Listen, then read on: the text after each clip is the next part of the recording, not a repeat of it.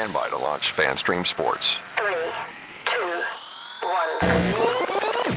Let's start. Hello, sports fans. Welcome to FanStream Sports. Nothing but pure sports. This is the JP Show. JP, it is so good to hear you back on the air. Stand by. Now, here's JP. All right, good morning and welcome into another edition of the JP Peterson Show on this Tuesday. We got a lot to get to. I just got a surprise. That I was not expecting. We just got fresh content. It was a wonderful surprise. Yes, a new article in the St. Pete Times that I did not catch earlier this morning. And the headline is written by Mark Tompkin. Ownership group partner comes to defense of Rays Stuart Sternberg. Subheadline: Randy Frankel, a 30-plus year associate, says the team owner is being unfairly bashed. Ooh. The gift that keeps giving.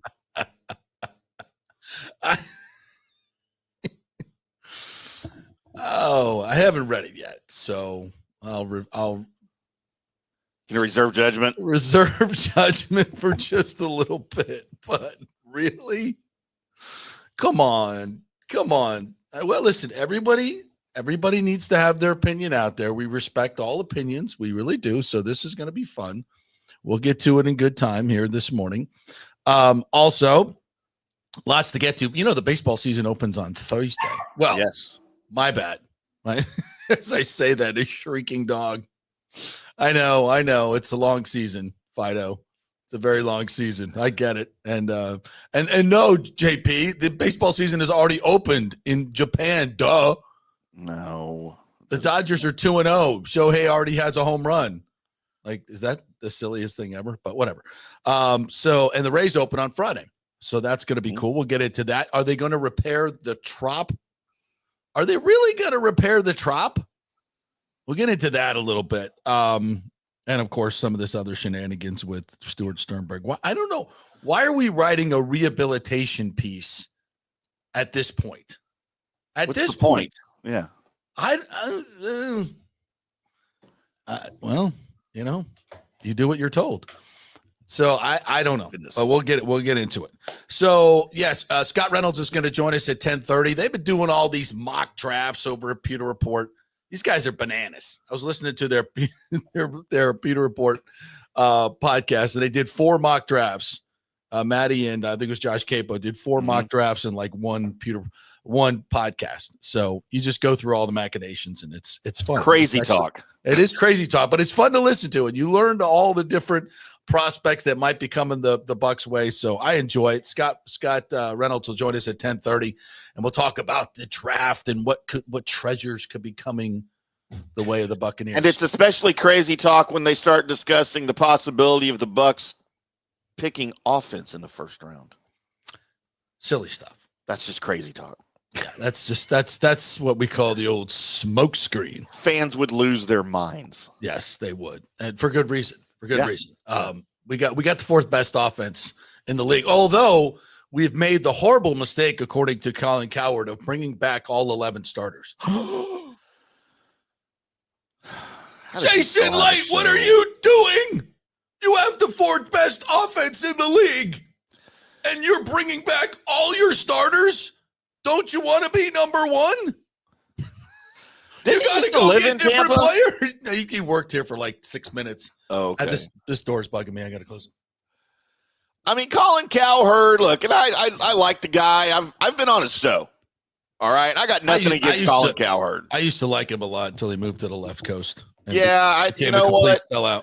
But sometimes to fit in with all the muckety mucks out there. Sometimes I think he just says something just to hear himself talk. Sellouts to me, really. He's borderline Skip Bayless, probably up there on his way to Skip Bayless. I mean, give me a break. Yeah, well, he makes a hell of a lot more money than I do doing what we do. Yeah. But I'm not willing to sell out like that. Sorry, not me. I'll work here at my menial job for much less money, but damn it, I have my integrity. Damn it. My wife's like, no, we want the money. Screw the integrity. Screw your integrity. For God's sakes. I live in an LA mansion. Show me the money. No, we kid. We love our life. We love our life. Hey, who was on the court last night? Magic Lakers. Who was down there for the shoot around? Big shout out to my friends Chantel and Chris Manuzzi for getting us some great tickets down there. So I brought my little stepson man Hudson down there. His favorite players are Luka and LeBron. I got so many great stories about it last night. It's not just. I know you guys don't love the NBA. This is not a big but we have fun stories about last night that I want to share. So I was shocked to see you on a basketball court, on an NBA court. To be honest with you, I had to do a double take at the post that you. Well, I've never seen as much. It's been a long career, but I don't think I've ever seen LeBron play in person. I haven't covered a lot of NBA games. Obviously, we don't have a team here. Thank God. So I've never seen him play in person. I'm like, I get an opportunity to see that he is obviously, arguably, one of the top 20 players in NBA history. Sure. I'll give you that. I'll give you top 20. Okay. So many fun. Like one of the funny stories. One dude is out there in the crowd doing sports radio in the crowd. He's like, LeBron, you ain't number 2. You ain't even number 2. Kobe's number 2. Michael Jordan's number 1. You're not even number 2. He's doing his own show. He's doing his own show, like in the crowd. Like he's like waiting for somebody to stand up and like start arguing with him. Like, I'm like, this is cool. This is fun. He was great. I bet LeBron gets that everywhere he goes to. Yeah. Oh God. Yes. Oh, yeah. Yeah. And it's a show. It's a show. And oh my God, the Laker fans that were there last night, there were way more Laker fans, I think, than Magic fans there last night. And we're going in for the pregame shoot around. We're in a special line, to get into it. And there's all these guys in Laker gear that are going to getting the shoot around, deal like us. And my host, Chris, goes, those people aren't getting in. They don't know it yet. Whoever the season ticket holders that got them this shoot around stuff must not have told them they can't wear Lakers gear. And they're all excited and they're all, and then, whoa. Yeah. So one by one, I guess if you have a salesperson, you have to have a host to get you down there. So they show up at the door and they look for their party and they're like, oh, hey, oh. And I heard this conversation happen like 6 times. And they're like, oh, hey, I guess nobody told you can't come in Lakers gear. And the team store's like right around the corner, like right there. And he's good. You got to go buy some Magic gear and cover it up. So like one by one, they're running into to buy like $200 Magic jerseys, whatever the hell they're buying. Like a cover, like even a jacket in the team store is going to run you like $120. There was these kids jerseys that were $100, like $100 for a little tiny kid's jersey. So all these Laker fans had to go into the team store and buy this overpriced junk. Is that a league thing or is that a Magic thing? I've never heard that before. I mean, I haven't been to a. Well, it's just for what this special, get on the floor and to shoot around type deal. That these season ticket holders get certain privileges. Sure. The Lightning do it all the time. Yeah. But I mean, if you're getting, if you're at the behest of the Magic, you're a guest of the team. You should be smart enough to know don't wear Lakers gear, or at least put your Lakers gear on underneath a Magic shirt. I mean, my God. But it was kind of funny. Like, and some of these, hoity-toity Laker fans are like, "Oh, are you kidding me? How can I not? It's the Lakers. I mean, we're not here for the Magic." And they're like, "Yeah, well, then get out of here." Yeah, then which I liked. I think that's cool. Yeah, I mean, you're getting a special privilege. Don't be coming in here head to toe Laker gear. Get out of here. So we get down there on the floor, and Luka and LeBron were not out by the time we got to shuffle up, but we got down there another way and got some closer pics of them. Luka was kind of fun. He was just goofing around. He makes some half court shot. And all the trainers around him have to jump down or start doing 25 push-ups every time he makes a half-court shot. So it was just kind of fun to see how a lot of guys come out and warm up. Jonathan Isaac, Franz Wagner, and I was telling my little man Hudson, I'm like, watch these guys how they warm up. They do very specific things. They start in close. They're getting their form down. Watch them how they, the arc of the ball, what they're doing. Because I always tell them, don't jump out and start shooting threes. Yeah. Like go down low, work on get your fundamentals on your shot right. Go around the world as we used to do, right? Go around the world, then take 10 foul shots, and you just watch these guys go through their pregame routines. It's kind of interesting. And then the game itself was interesting because the Lakers came out, played pretty well in the first half. Both teams, they scored a lot of points. Not a whole lot of quality defense being played. But the second half, the Magic just took over. Wagner, very aggressive, very talented, can score a lot of different ways. And now that their point guard's out, he's kind of running the point show. And then Paolo Banchero, again, both of those guys, in the 6'9" area can score, can hit threes. They can penetrate, great float game, can go inside, outside, ball handle. I mean, the Magic, the way they played last night, you would think that they're, a 4 or 5 seed. Right now, they're at 34 and 39, the 8th seed in the East. So, they're going to probably get into some play-in game type thing. But the way they played last night was very entertaining. It was the biggest crowd in Magic history, by the way. Biggest crowd in Magic history. Oh, wow. And they put it up. I think they won by 12 or 14. I bet the Magic on the money line. So that was nice. Appreciate that. They don't still play in the arena, do they? No, they play in the Kia Center. Oh, that's a new building? Yeah, relatively new. I think it's like 7 or 8 years old. I just remember I thought the arena had like the coolest name. Yeah, back in the day. The old Amway Center, which was one of the cheesiest names ever. Network marketing brought to you by. Right. But I thought it was a really good atmosphere. I have not been to an NBA game in a long, long time. And it was a really cool atmosphere. It was packed. They put on a great show. My friend Paul Porter, who works for Lightning, is also the PA guy for the Orlando Magic. So a familiar sound to the arena. Yeah. But yeah, it is all. I'm not a huge fan of the music playing during the game. Oh, I hate that.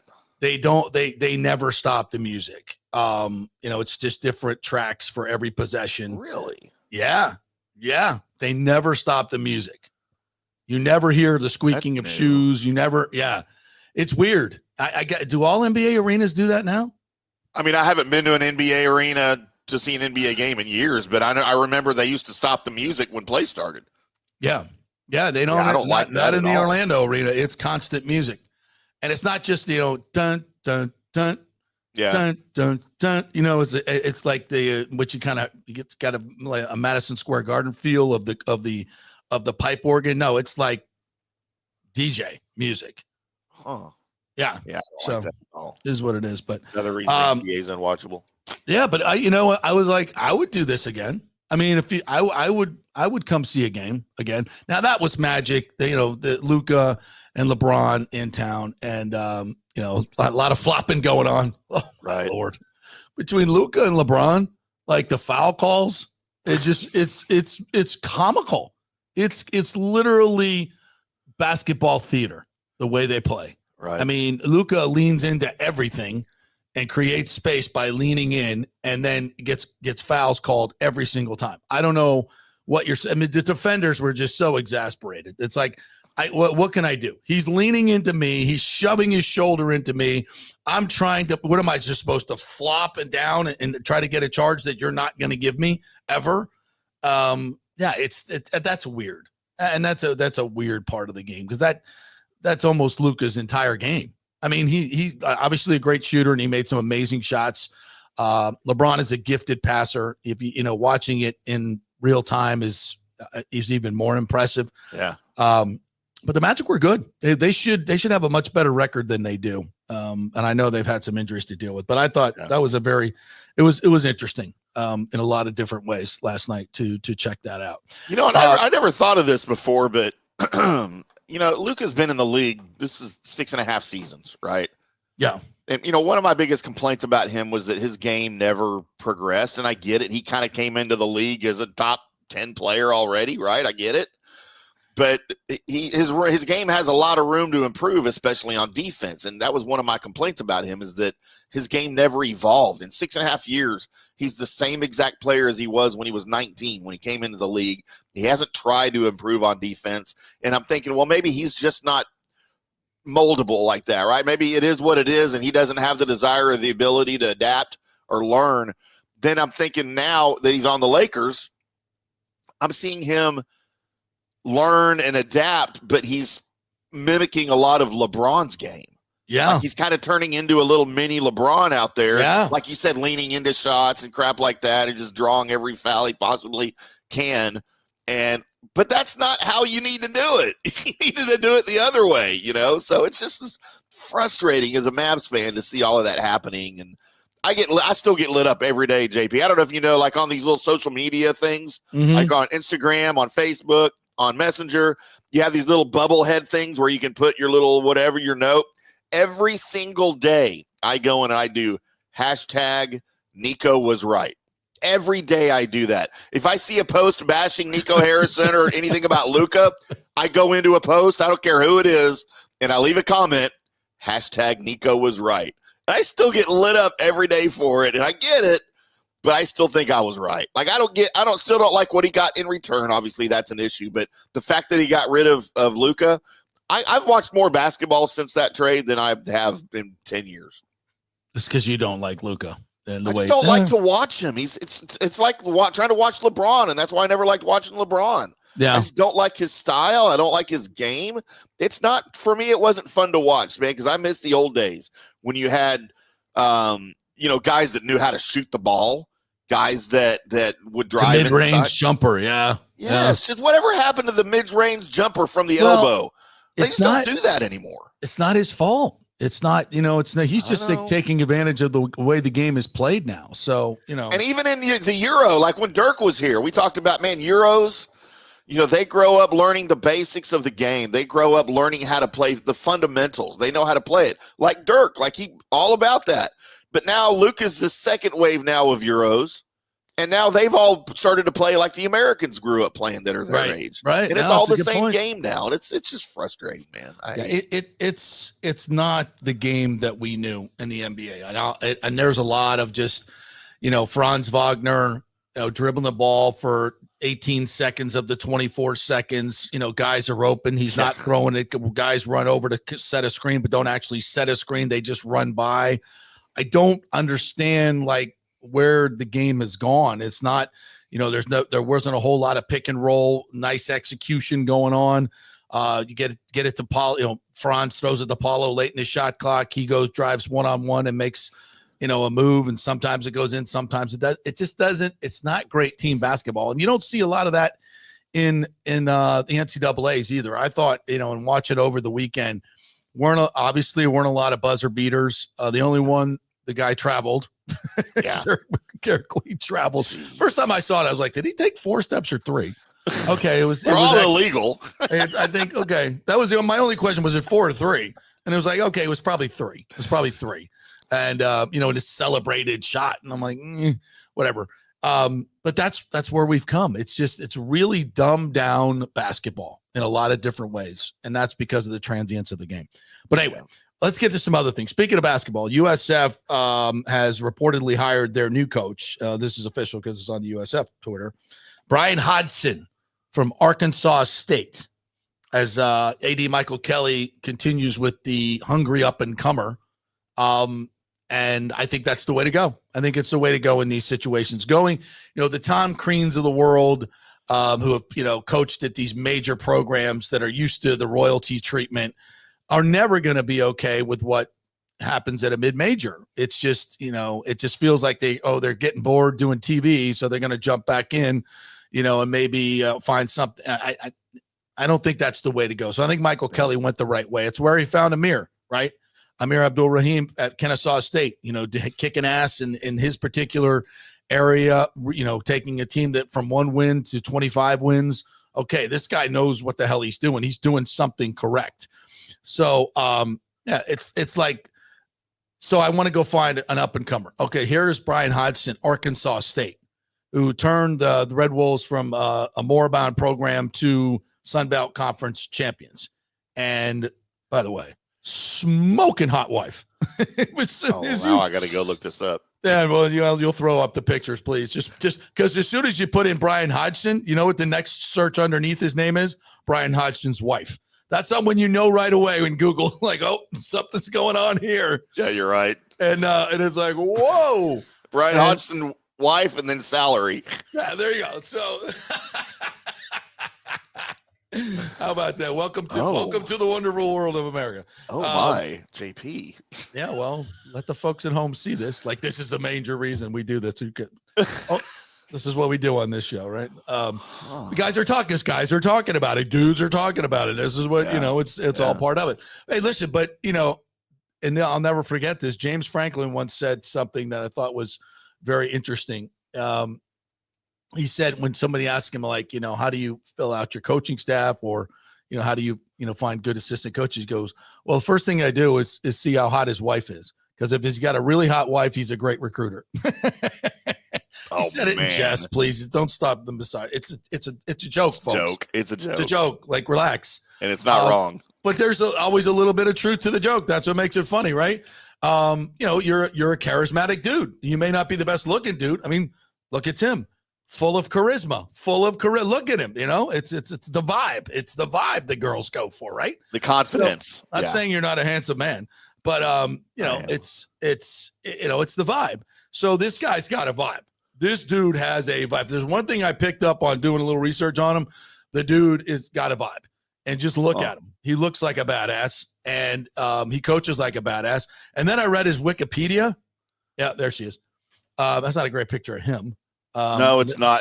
All I can find online is Instagram pictures, and their quality are terrible. Yeah. Like the resolution are terrible on these. Oh, I think you should. I found some others rather quickly. Okay. But that was just as part of my, my exhaustive research on this topic. But here's what I found out. So his Wikipedia, it was like, he was born to a teenage mother. And his father put him onto a hot stove at the age of 1. And he was taken away from his parents and put into foster care, brought up by a foster family.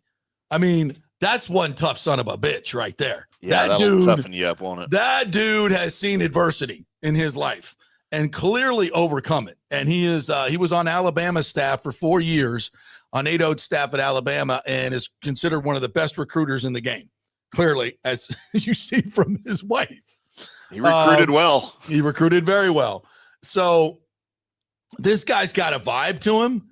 I have no idea if he can coach basketball, but he certainly has gotten he's 45-28, a pair of postseason appearances in 2 seasons in Jonesboro, Arkansas State. He's 37 years old, although his hairline would say something else, but I like that.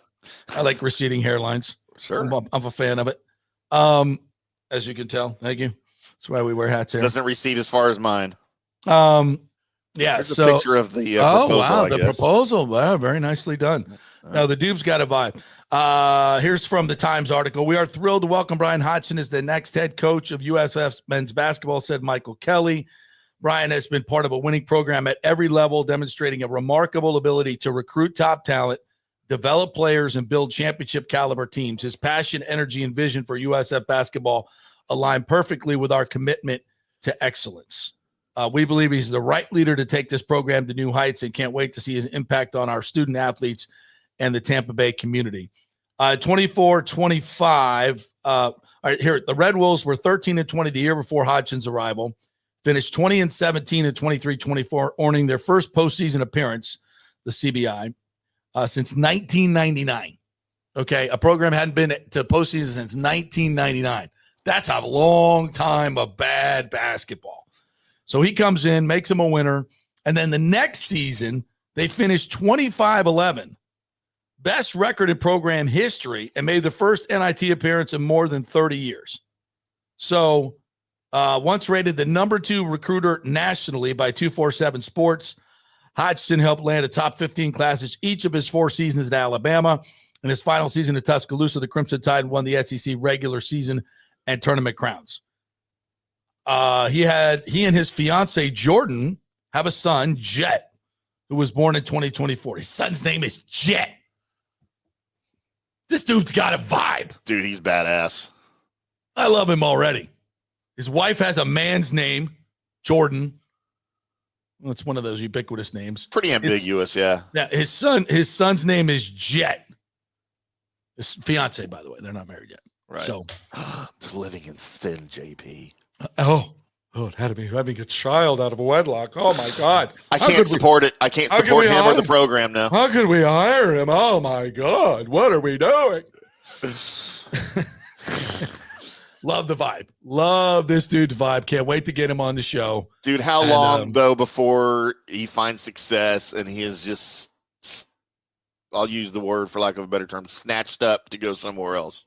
Listen, that's your station right now, USF. Embrace it. Embrace it. Hope you find a coach that someone's going to steal in 3 years. That's who you are right now. And if you're Michael Kelly, or you're the students, stop, whoever, just stop bitching about it. And Michael doesn't. He knows the deal. He knows the reality. Yeah. This is what you do. This is your job. Go find me another up and coming coach. And let's stay away from the big names that have been, because that's not going to work at USF. You gotta do it. You gotta be a mirror. You gotta energize the fan base by going on campus. Tom Crean's not going on campus and having pep rallies and eating pizza with the students out in front of the dome. He's not doing that. This guy is, and he's bringing his hot wife. And so that's the vibe. He's a young guy. He's 37. He's got tons of energy. He's a great recruiter.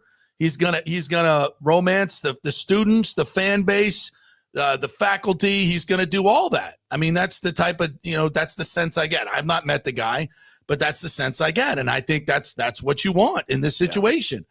Yeah. And then you win games, you win conference championships. Like Z said yesterday, you got the second highest budget in the conference.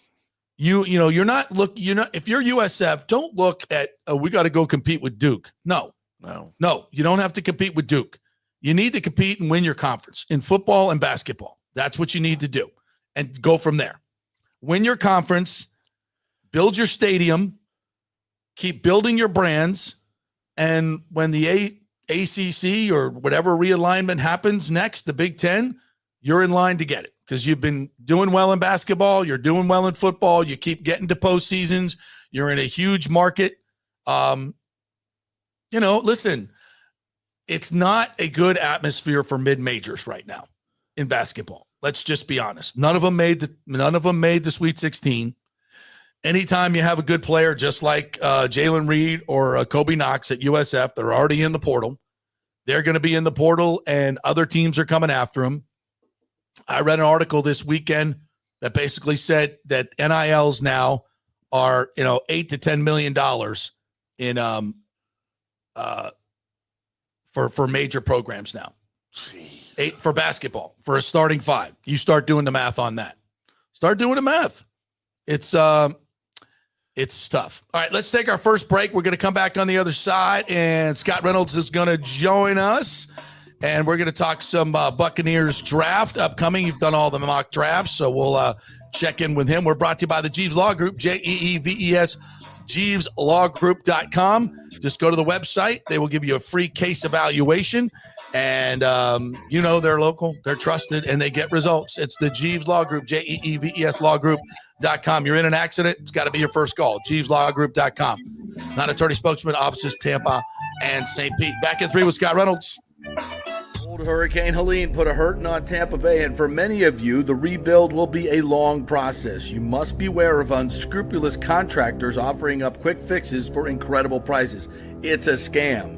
So go with long-standing, reputable companies like Third Generation Plumbing and AC. My friend John Rodriguez has been serving Tampa Bay since 1995 with hundreds of 5-star reviews. If you need a new AC system or any home repairs from Helene, they will work with insurance companies to get you taken care of quickly, expertly installed, of course, and a 1-year maintenance plan and 10-year warranty included on all AC units. 0% financing for 60 months.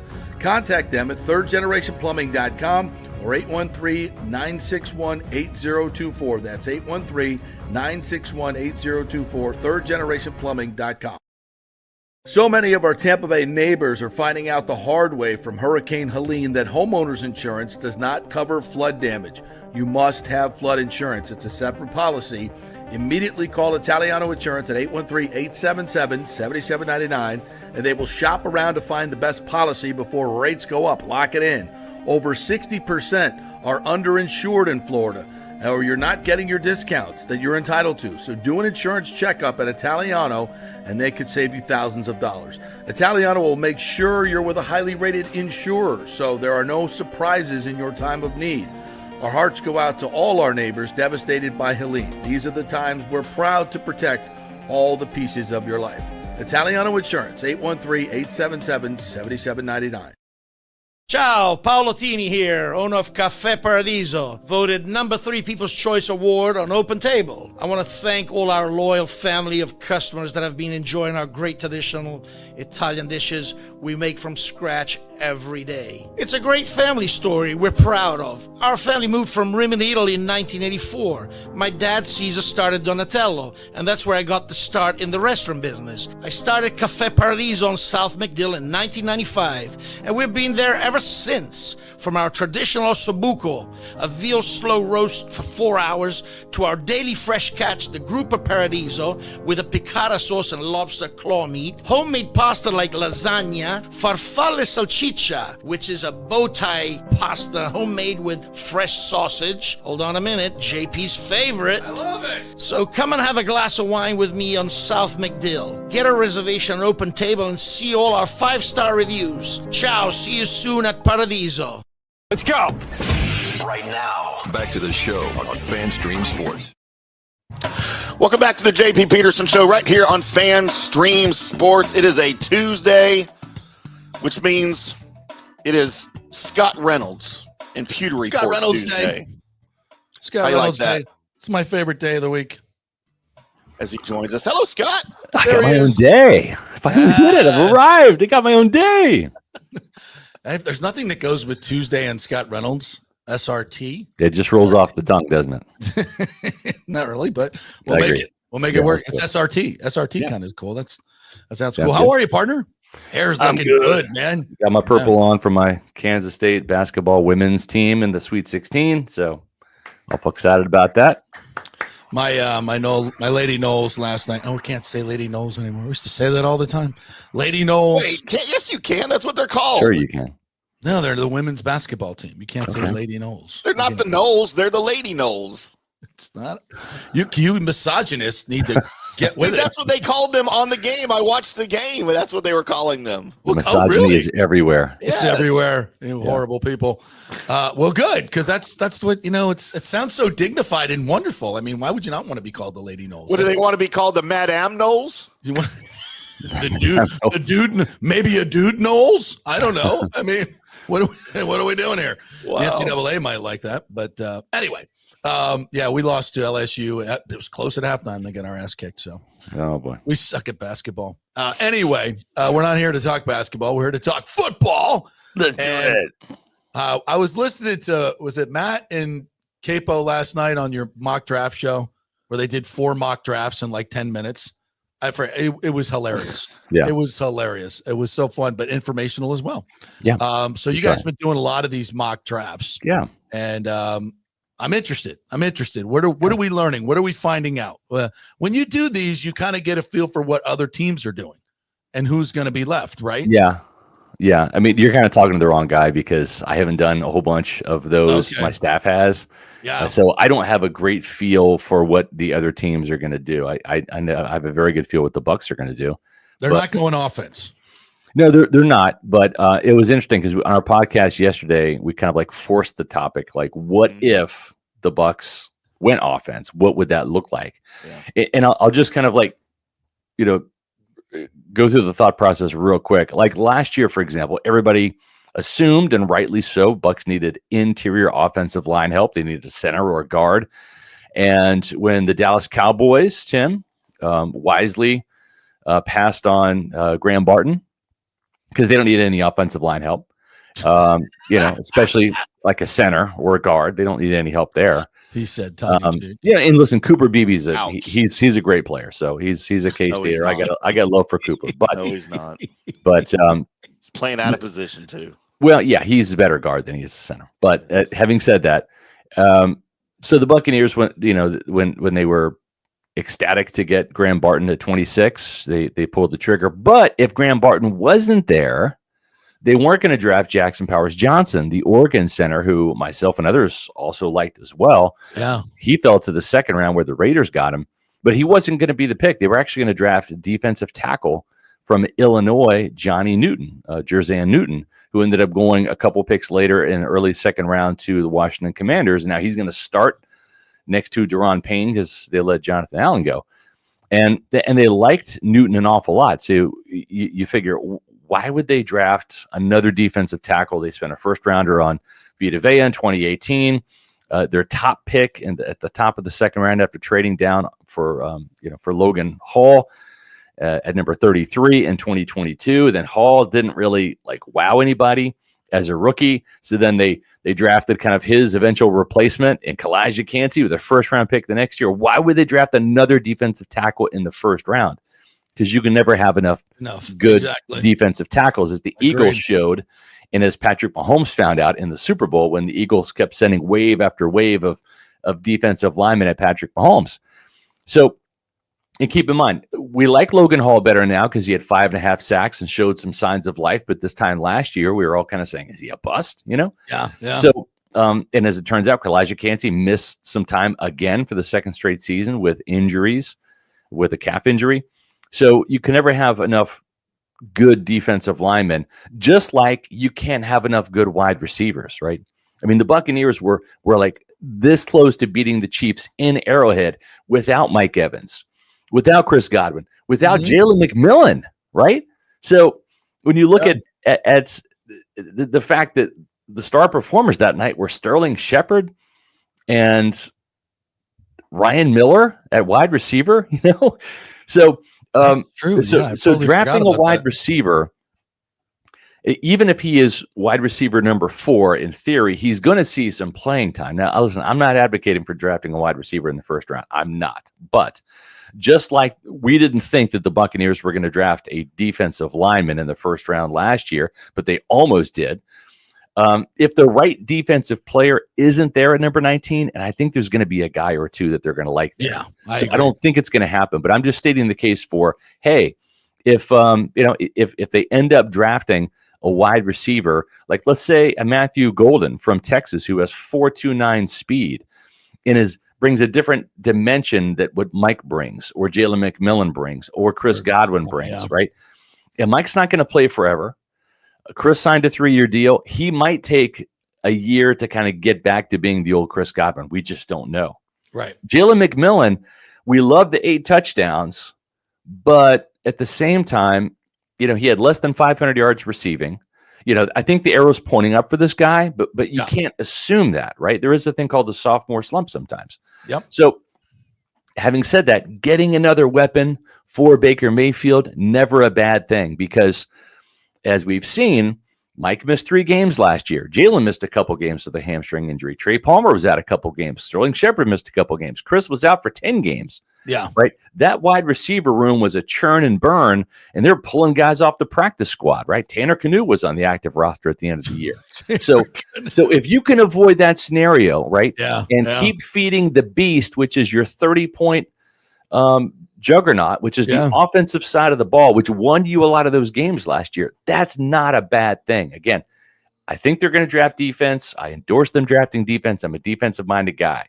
But if they sit there and say at number 19, if someone like Matthew Golden is there and he's super high on their board, or Emeka Egbuka from Ohio State's there and he's high on their board, or Teteroa McMillan falls from Arizona and he's like another Mike Evans type, and he's high on their board, I'm just saying you can't rule it out. And I think we did a pretty good job of explaining that on the show yesterday and throwing a couple options out there. And when you look at McMillan's year that he had, he, of course, came on when he saw more playing time when Godwin went down in week 10. So if you could project his entire season with that much playing time, his numbers would have looked a lot better. I don't know that he would have hit the 1,000-yard mark, but I don't know that he needed to. Yeah. If you've got Godwin and Evans for a full season, you don't need 1,000 yards and 12 touchdowns from McMillan. But like you said, you don't ever want to stand pat. You want to take the best player. Yeah. It's always been my philosophy. The best player on the board, regardless of position, right. is how you want to draft. And if Matthew Golden is the best player on your board when you draft, you better take him and then figure the rest out later. That's a great point. And you know who else subscribed to that theory? Jason Light. Yes. He said this in an interview with Tom Krasnicki the other day. You're never going to, and this is a quote, you're never going to be upset if you take a great player at a position that the public may not have thought was an extreme need. Again, go back to last year. If Graham Barton wasn't there, they're drafting a defensive tackle, right? Mm-hmm. And then Light continues, at some point, you're going to be happy you took that player if that's the best player on your board. Now, if you try to stack your board by the needs of your team, what you end up doing, and speaking from experience, you end up pushing players that don't belong in the higher rounds up, and you end up taking them because you have that need. Then you're kicking yourself later when you cut them after a year or two, and you wish you would have taken the other player. It's a fine line, but we've done a pretty good job of that lately. And I agree. I think Jason Light and his staff have done a very good job of sticking by their board, not reaching for needs. A prime example was what? They needed a running back last year, right? And hey, if they would have taken Bucky Irving in the 3rd round, like, you can't fault them for that, right? Because he turned out to be a 1,000-yard rusher. But I think the lesson was learned when he reached for Keyshawn Vaughn in the 3rd round a couple years ago, right? That was a forced, oh, God, we got to take a running back. They're flying off the board. We got to grab one now. Instead, if he would have drafted Bucky Irving in the 3rd round, he had 2 third-round picks. You either don't get Tyke Smith, who I think is a future star in this team, or you don't get Jalen McMillan, who proved his worth last year and probably could be Chris Godwin's eventual replacement years down the road as a number 2. And part of that is taking care of your business in free agency, which, I think 2 years in a row, the Bucs have done a tremendous job at that. And this year they actually went outside and got that key guy in Hassan Reddick. And I think it was a steal. I agree. And listening to his press conference and where his head is at, I had no issues with his pass anymore. So I think that was a steal, an absolute steal. So you don't have to take an edge rusher with the first pick. Right. And then you go, and I think kind of a sneaky signing was Bryce Hall. Yeah. Now Bryce Hall was a starting corner for the New York Jets. And I think is a very good corner. I don't think he's a great corner. I think he's a very good corner. And I think they got him at a great price. And he's also been in the system. Yeah. And so you don't have to, that ramping up process. And by the way, a very complicated system that you can't just come in and plug and play. I think we've come to that realization. So I think that was a sneaky good signing. So you don't have to go and do corner at the top. You still you can get somebody later on the round, like you got with Zion McCollum. So I think, and then also signing Bredesen as well doesn't force you to have a needed offensive line. So I think that offseason, 2 years in a row, and although some people like Colin Cowherd think, oh my God, you're bringing back 11 starters on offense. What a horrible thing. I think he literally said that. What an idiot. Well, he must have like an allergic reaction to points scored, I guess, right? When you have the 4th best offense, why would you bring all your starters back? That's stupid. That sounds crazy. Or maybe he just doesn't know football like he thinks he does. Yeah, maybe. Yeah, maybe. So I think that leaves you with a completely open draft board to take the best player, and they've done that 3 years in a row now. Yes, and 2 years in a row, going into the 3rd. Yep. So that really sets you up to draft well, and that's what he's done. Yeah, you're right. And the thing too is when you look at the only need really on this team, right? I mean, if you pencil in Servassier Dennis as a starter, right, and I feel better about their backup situation now, right, with Anthony Walker and with Deion Jones, and they're still going to draft another linebacker, right? Yeah, agreed. But that's a position that takes a lot of time. Like they had to start Devin White in 2019. He was the 5th overall pick, but Levante David erased a lot of mistakes that Devin White made in the first couple of years, right? And he played really good football at the start of his career, and then the ego took over, et cetera. But linebacker is a really tough position, and Servassier Dennis now has been riddled with injuries, but has 3 years. This is the 3rd year in his system. Very smart, heady player. He was going to take over for KJ Britt, really by game 4 or 5. I mean, it was trending that way. He was out producing him, even though Britt was out snapping him. But what I like that Todd Bowles and Jason Light have done is they built the roster from the bottom up. and they've got better backups now. And while that may not be sexy, when Kevin Minter stepped in, when Devin White was injured, he played really well. He played really well. And I think that's what Bryce Hall can do now. And listen, if they draft a starting caliber corner, and Todd Bowles has started plenty of young corners. He inherited Carlton Davis in his second year in 2019, started Jamel Dean, started Sean Murphy-Bunting as rookies, started Antoine Winfield Jr. without a preseason at free safety in the first game against Drew Brees in New Orleans. So he's not afraid of playing rookie defensive backs. So if Jamel Dean ends up being cornerback number 3 this year, he's a Super Bowl champion. He knows this defense. He's played with all these guys before. He's pretty good when healthy. He's not going to get you interceptions. We know that. But when he's healthy, he's not bad. So if he's a good cover guy, if he's the guy coming off the bench at cornerback 3 and Bryce Hall's 4, that's great. Now, if there's injuries to Zion McCollum or their rookie, whoever he ends up being, that ends up maybe starting over Dean at some point, I think the whole goal is to not have Josh Hayes and Tyreek Thunderberg on the field, right? Like that's the goal in a playoff game in the fourth quarter with a crucial. Yeah. Maybe you don't want that, in your home playoff game in the second half, right? Against the Commanders, against Terry McLaurin. So, having said that, if Kendall Vildor and Bryce Hall and Jamel Dean are the guys that you have to choose from with experience to come in those situations, I think that helps. Having a guy like Anthony Walker or Deion Jones who have been there and done that, rather than KJ Britt or JJ Russell, both of those guys, Walker and Deion Jones, are more athletic. They're faster. They're more experienced than either Russell or Britt. So if Servassier gets hurt, if he can't handle it, if Levante David slips a bit, at least you've got a couple of guys that should be way better backups to come in and help either platoon or take over for a bit. In addition to the rookie that they're going to draft, they're going to draft a linebacker, maybe 2. And I'm all in favor of that because Levante's 35, Deion Jones is 30, and Anthony Walker will turn 30 in July or August, I believe. So, these are some temporary linebackers. They need another young linebacker to eventually replace Levante and pair with Servassier Dennis for years to come. I think JP's frozen on us. Look, I will say this, Scott, about as we steer it back to Cooper Beebe a little bit. Yep. Cooper Beebe in the 3rd round was a better player for the Cowboys than Tyler Guyton in the 1st round. That's right. This last year, we've had issues with that. Yep. But what do you see the most realistic situation for the Bucs being here as we're a month away, yesterday away from the draft? Well, I think you look at the trenches. That's where Jason Light has valued first-round picks more than any position, right? Just looking at the sheer numbers. He's drafted 1 wide receiver in the 1st round. That was Mike Evans. He's drafted 1 cornerback in the 1st round, and that was Vernon Hargreaves, right? He has yet to draft a safety in the 1st round. He's drafted 1 linebacker, Devin White.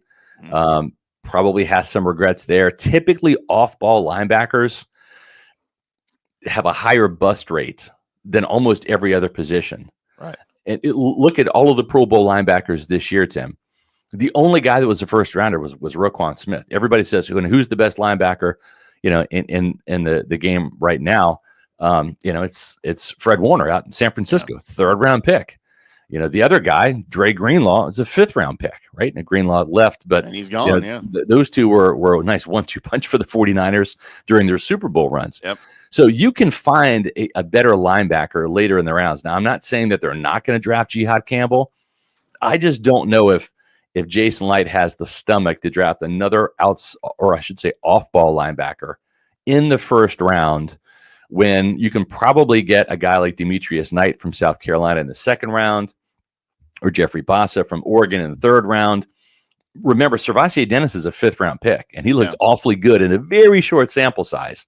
But he got a sack on Jaden Daniels. He was one of the best coverage linebackers in a very short window of time for Tampa Bay last year, but head and shoulders above everybody in terms of their linebacking unit when it came to coverage. This guy, I think, has got like 4 pick sixes in his rookie season in practice, right? I mean, he can make plays on the ball. So having said that, I think it's going to be an outside linebacker. I think they're going to go pass rusher. Donovan Izaraku, probably that guy.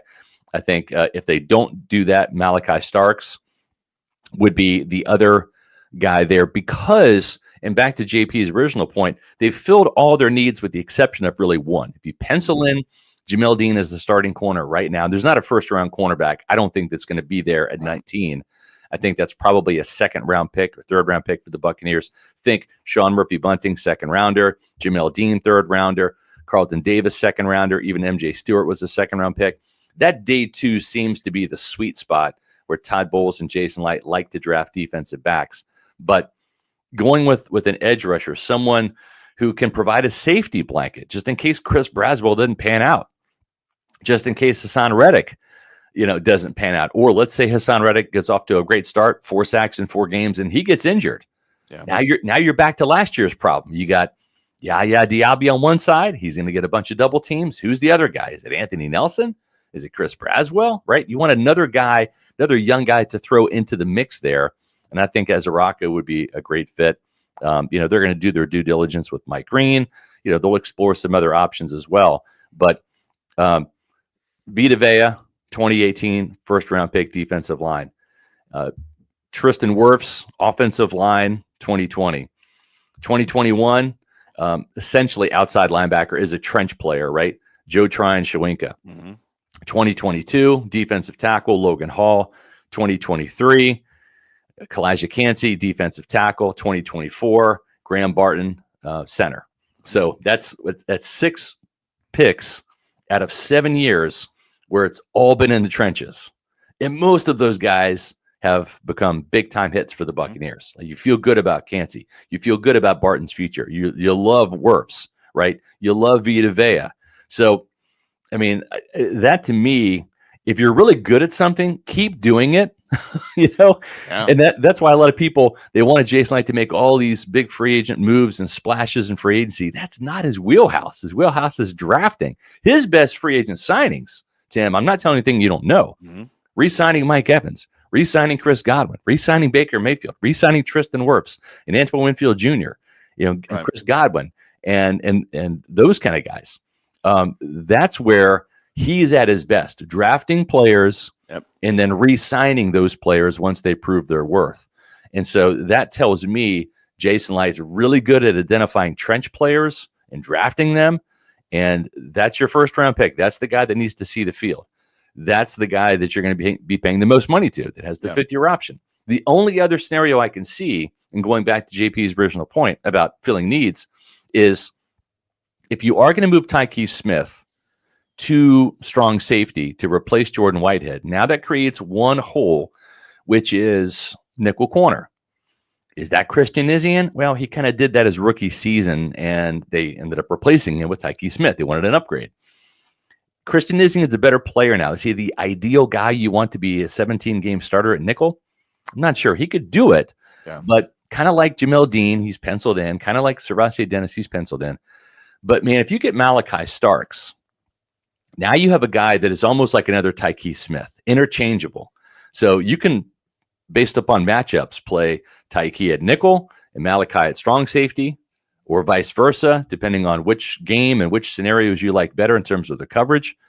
But those are 2 guys now that are kind of like interchangeable. Oh, by the way, they're both teammates from Georgia. They both have national championship pedigree. Like, and I think Starks is the better athlete. So if they ended up going Malachi Starks, I could totally see them making a case for that, because your first round pick also has to see the field. If he's an edge rusher, we know Todd Bowles likes to rotate those guys. And whether it's a first or second or third round pass rusher, they're probably going to play about 50% of the snaps. So you could make the case, edge rusher, put him in there, have him rotate.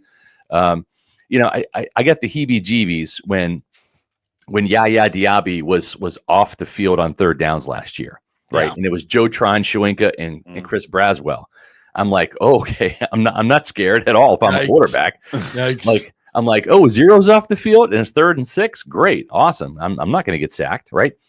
Now, if your rotation is Hassan Reddick and Yaya Diaby on your first hockey line, and your second hockey line coming in, your second wave edge rushers are say Donovan Ezeraku and Chris Braswell, I feel a lot better about that than I did, the line that had JTS and an unproven rookie in Braswell last year. Well, and let's not underestimate, I know we mentioned his name at the beginning when he came on with us, but the return of Bryce Hall, it's going to be just like him signing in free agency this offseason. Yeah. Because what he play? 11 snaps last year before he snapped his ankle. Yeah. And we didn't really get to see him on the field much. And I think he'll be able to come in. Have you heard anything about his recovery? If he'll be 100% where he may slot in there? I have not, but you have to think similar injury to Chris Godwin. Yeah. And like you said, he knows the system. So he's a guy, even if he doesn't make it to the field for OTAs, he's a smart player, went to Virginia. He was here all of last year, so he knows the system. He saw plenty of reps in training camp and the preseason, et cetera.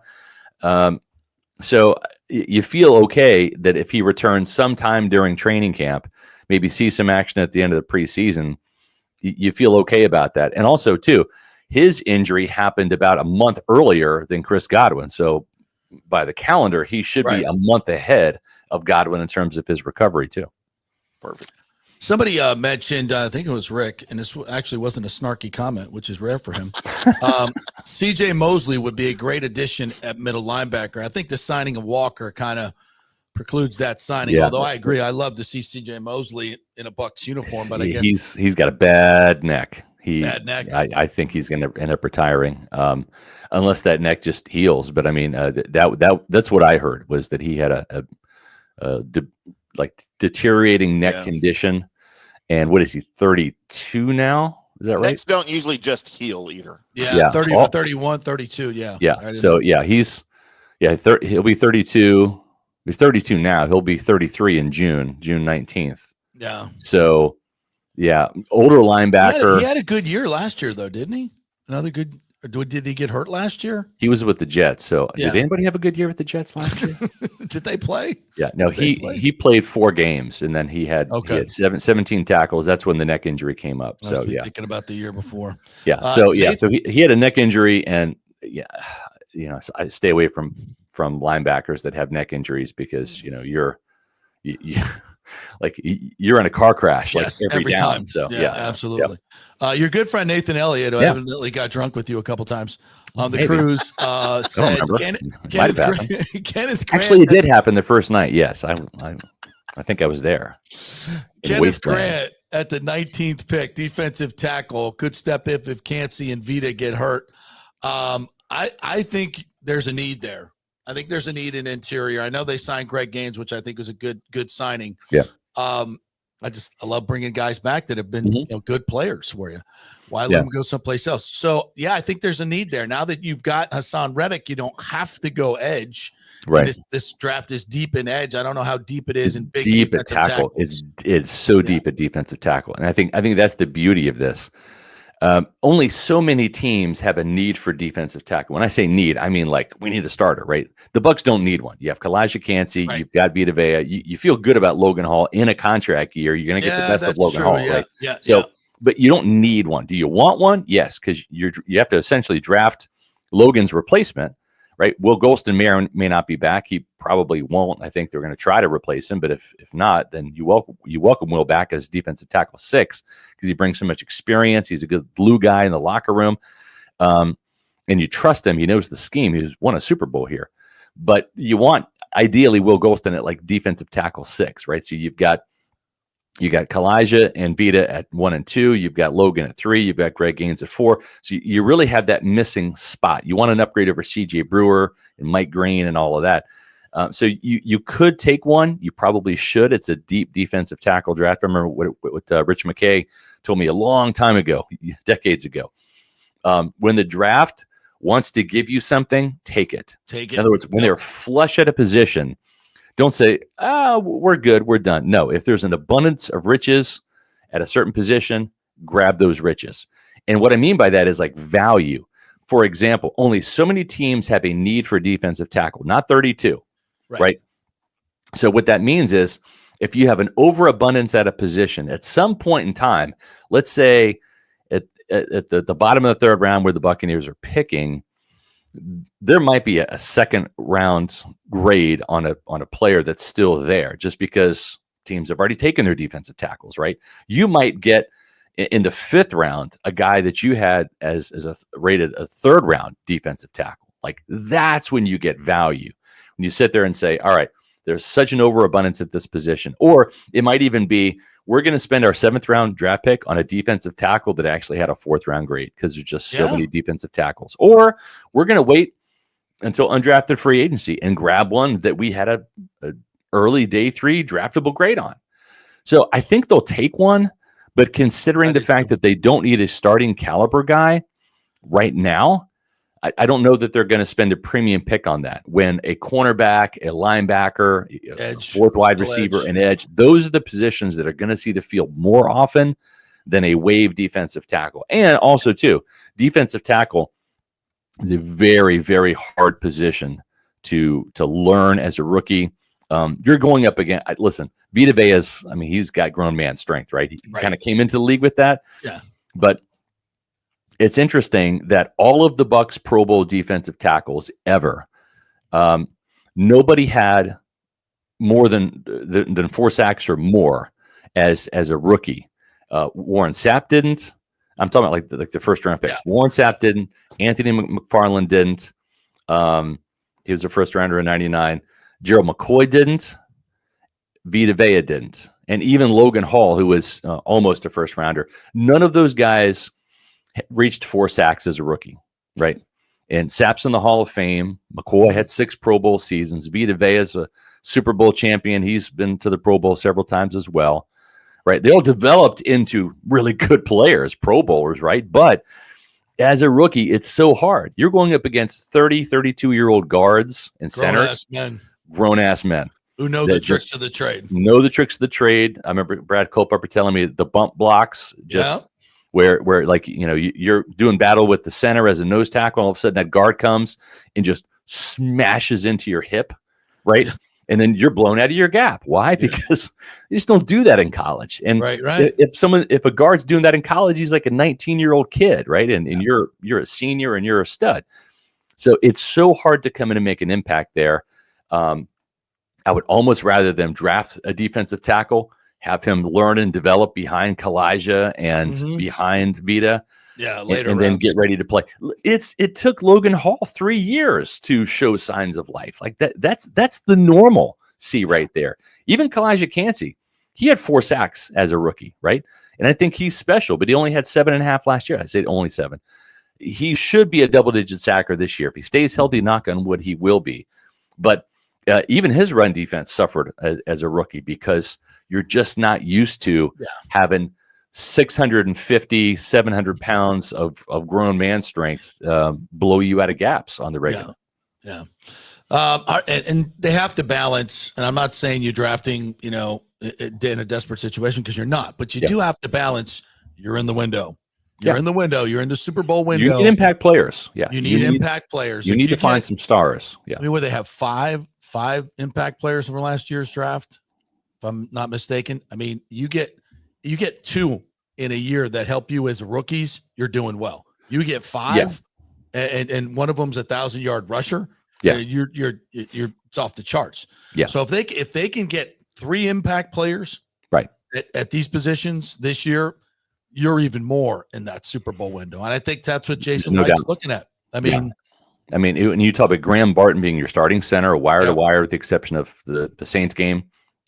Chris Braswell, 2nd-round pick. You know, he's in the hopper. He's developing. But your 3rd-round picks, Tyke Smith was, you know, he led your team. 2 starters. Yeah, he led your team with 3 forced fumbles and 2 interceptions. Jalen McMillan, 8 touchdowns from any rookie wide receiver. Yes, please. Right. I mean, and then some guy named Bucky Irving in the 4th round too. He was pretty good. Yeah. Okay. Yeah. I mean, that's a stellar draft. It really is. And you feel good about Chris Braswell, and you feel good about Elijah Klein, you know, as a backup center now. It takes a full year of development. I mean, and Devin Culp. Yeah, Devin Culp. Yeah. Big time. Yeah, that was a hell of a draft. I mean, it was a hell of a draft. Cody Mauch made huge strides last year, right, in year 2. And the difference in his body from year 1 to year 2 was just tremendous. Yeah. It was. And I was on the Bucs cruise a couple weeks ago with Cody Mauch, and he looked even bigger. I mean, I'm just like, what? Like, but the thing is like when you're in the weight room with Tristan Wirfs and Luke Edeke, when those are your alphas in the weight room, and you're running with those guys in the weight room, right? Like you're lifting your plate for plate, and you're doing that. It only elevates the entire offensive line. And so you give last year's rookies Elijah Klein and Graham Barton a full offseason with those guys. And remember, they didn't put on helmets for that rookie minicamp until May, right? So they weren't here in April. They weren't lifting together with Luke and Tristan in March, right? So now you give them a couple of months worth of head start developing in the weight room with those guys. Oh, and Cody Mauch's in there now too. Yeah. And Cody's like, Elijah, like you're gonna look like me this year, Yeah. And Graham Barton's a big, strong dude, but he doesn't have that grown man strength yet. So I'm just super excited about this offensive line. Ben Bredesen's a grown man, and I think bringing him back, if he's your weak link, I mean, yes, please, like that's fine. And I think that Chris Braswell is going to be helped with Hassan Reddick coming. And I think when we look back at this offseason, if you're looking for the sleeper move, it is Todd Bowles putting Larry Foote back at outside linebackers coach. I think that is the absolute jackpot move. Bringing Mike Caldwell back, yes. Yep. Not to say that Larry Foote can't coach inside linebackers. He's just better as an outside linebackers coach. And Caldwell's better in the middle. Caldwell's better as an inside linebackers coach. And so I think order's been restored to this coaching staff. I've knocked George Edwards a lot over the last couple of years. I'm curious to see how he does as a strategy guy rather than a position coach. I think that's in his wheelhouse. George Edwards is a very cerebral guy, very much like Todd Bowles. That could help strategist. It could help him out as the pass game coordinator. Simplify. And also, how many times have we seen this was a day one install? They blew the coverage, miscommunication. How many times does Todd Bowles say that? If George Edwards can help eliminate the miscommunications and get these guys to remember the first day installs, I'm talking about the secondary and the linebackers and coverage, it could be a game changer. So I think right now I love having George Edwards in that role. I love Larry Foote in his role as outside linebackers, edge rusher coach. And I love Mike Caldwell as the inside linebackers coach. And I've heard nothing but good things about Charlie Strong as a defensive line coach. So we'll see. He's got some big shoes to fill with Casey Rogers' departure, but I think he's up to the task. Yeah. All right. Tell us what's going on with Pewter Report this week and all the great stuff you got going on. We have the Almanac, Greg Allman, on today's show talking about NFC South. The Almanac. I love that. And so what better guy to talk about the NFC South than Greg Allman? So we'll dive into the Falcons, the Saints, the Panthers, also talk plenty of Bucs football, but where do the Bucs fit and how close are the Falcons and Saints? Saints not really, but the Panthers to catching the Buccaneers. That's on today's show. And we'll have 2 more shows this week. And then next week, we will be at the Breakers at West Palm Beach on Tuesday, interviewing Todd Bowles at the NFL owners meeting, NFL annual meetings, what they call it now. And we'll also be out there Wednesday talking to the Blazers. So we'll get Jason Light, Todd Bowles, and the Blazers next week. But you can check out this week's podcast at 4:00 on Pewter Report TV, our YouTube channel, almost at 18,000 subscribers. So help us by hitting the subscribe button. You can find us on X, Facebook, and Instagram at Pewter Report, and the mothership, pewterreport.com, with all the stories that you need to read on your Tampa Bay Buccaneers. All right. Scotty, great stuff, man. Appreciate your time. Next mock draft drops next Thursday. We'll have a mock draft show Thursday night. So next Thursday at 5:00, our 4th mock draft will drop. It'll be the last one until the final mock hits the week of the draft. So that's next Thursday night. Our live show will be 8:30. We'll have that mock hit pewterreport.com at 5 p.m. We're getting closer to the draft. Yep. All right, partner. See you guys. Appreciate it. Appreciate it. The great Scott Reynolds right there. All right. Okay. We got lots of, hoping my internet does not go out again. I think I saw Stu lurking somewhere around here because with his snips. Coming up next, I'm going to try to digest this, this article on his partner that's going to tell everybody is how unfairly Stu is being portrayed. How unfairly. It's a sad story. I feel bad for the guy. Yeah. And I'll also touch on this, not our John Hill, but some other John Hill, I guess, that's been writing columns for the Times for many years, did one on how Tampa has never actually and should never even be considered for a Rays stadium. Wow. I've got a tease for you. I have 2 teases for you. Oh, good. Coming Tease up me. later in the show. Tease me. Tom Brady's shocking revelation about an ex-coach. Oh. And how I suffered the third worst pain I have ever felt last night. Third worst pain? Pain. Like emotional pain or physical pain? No, physical pain. The third worst pain I've ever felt last night. I don't hear about the first 2. We'll get into all of that. All right, so that's not a big enough tease for you, then I don't know what is, folks. Quick break. Hey, we are brought to you by the great folks at the Gold and Diamond Source, and Match Madness continues this week with up to $500 in a gift card match. $500. So you go in there, you give them $500, they will give you 2 gift cards equaling $1,000, and then you go shopping. Or you give 1 gift card to one person, 1 gift card to somebody else, whoever you so choose. It's Match Madness at the Golden Diamond Source. And don't forget, they do a lot of free things for you when you buy there. Free fittings. They'll do some repairs. They'll do free cleanings. All that stuff for you for free if you buy at the Golden Diamond Source, your jewelry superstore. 3800 Overton Road, always online at the Golden Diamond Source. March Matchness continues here. $500 gift cards. Back in 3. Stay with us. Hey, JP here for my concierge medical professional, Chris Lugo, PA. You've heard him on the show for a couple of years where he shares invaluable medical, nutritional, and supplement advice. With Chris, it's like having a medical provider as your best friend. What I love about this concierge service is the convenience and support he offers. I can text or call him 24/7 with any questions or concerns, and he'll promptly call in a prescription if needed. No office visits or copays required. It gives me peace of mind knowing I have someone genuinely invested in my health, not just focused on insurance profits. And the best part, the Bay Area Modern Medical Center's personal concierge service is more affordable than you might think. Don't let insurance companies dictate your health care. Take control of your health and wellness today. Visit BAMMC.com for more information and to schedule your initial free consultation. Empower yourself and take charge of your personal health with BAMMC.com. Hey guys, February's birthstone is amethyst, a stunning purple gem that symbolizes peace, protection, tranquility, and sincerity. Celebrate her birthday or your 6th and 17th wedding anniversaries with an unforgettable amethyst gift. And of course, for over 40 years, the Golden Diamond Source has been Tampa Bay's most trusted name in fine jewelry. We only sell natural diamonds. If it's real love, it should be a real natural diamond. Don't get a fake. The Golden Diamond Source first-time buyer program will help you learn about the 4 C's, what style, shape, and color works best for you and your unique style. Folks, it's the best customer service. They make it so easy for you, and they're not going to push you into something that you cannot afford. 0% financing for up to 5 years. If you finance $5,000, it's only $83 a month. Also, you can turn your old unused gold into cash or a stunning new piece. With gold prices soaring, there's no better time to trade up. So get that old jewelry and bring it on in. You know where, the Gold and Diamond Source, 3800 Overton Road, always online at thegoldendiamondsource.com. JP here for the Jeeves Law Group and my man Scott Jeeves. If you're going to hire an attorney, do you want some guy looking for a quick settlement and a quick buck, or do you want an attorney with some chops?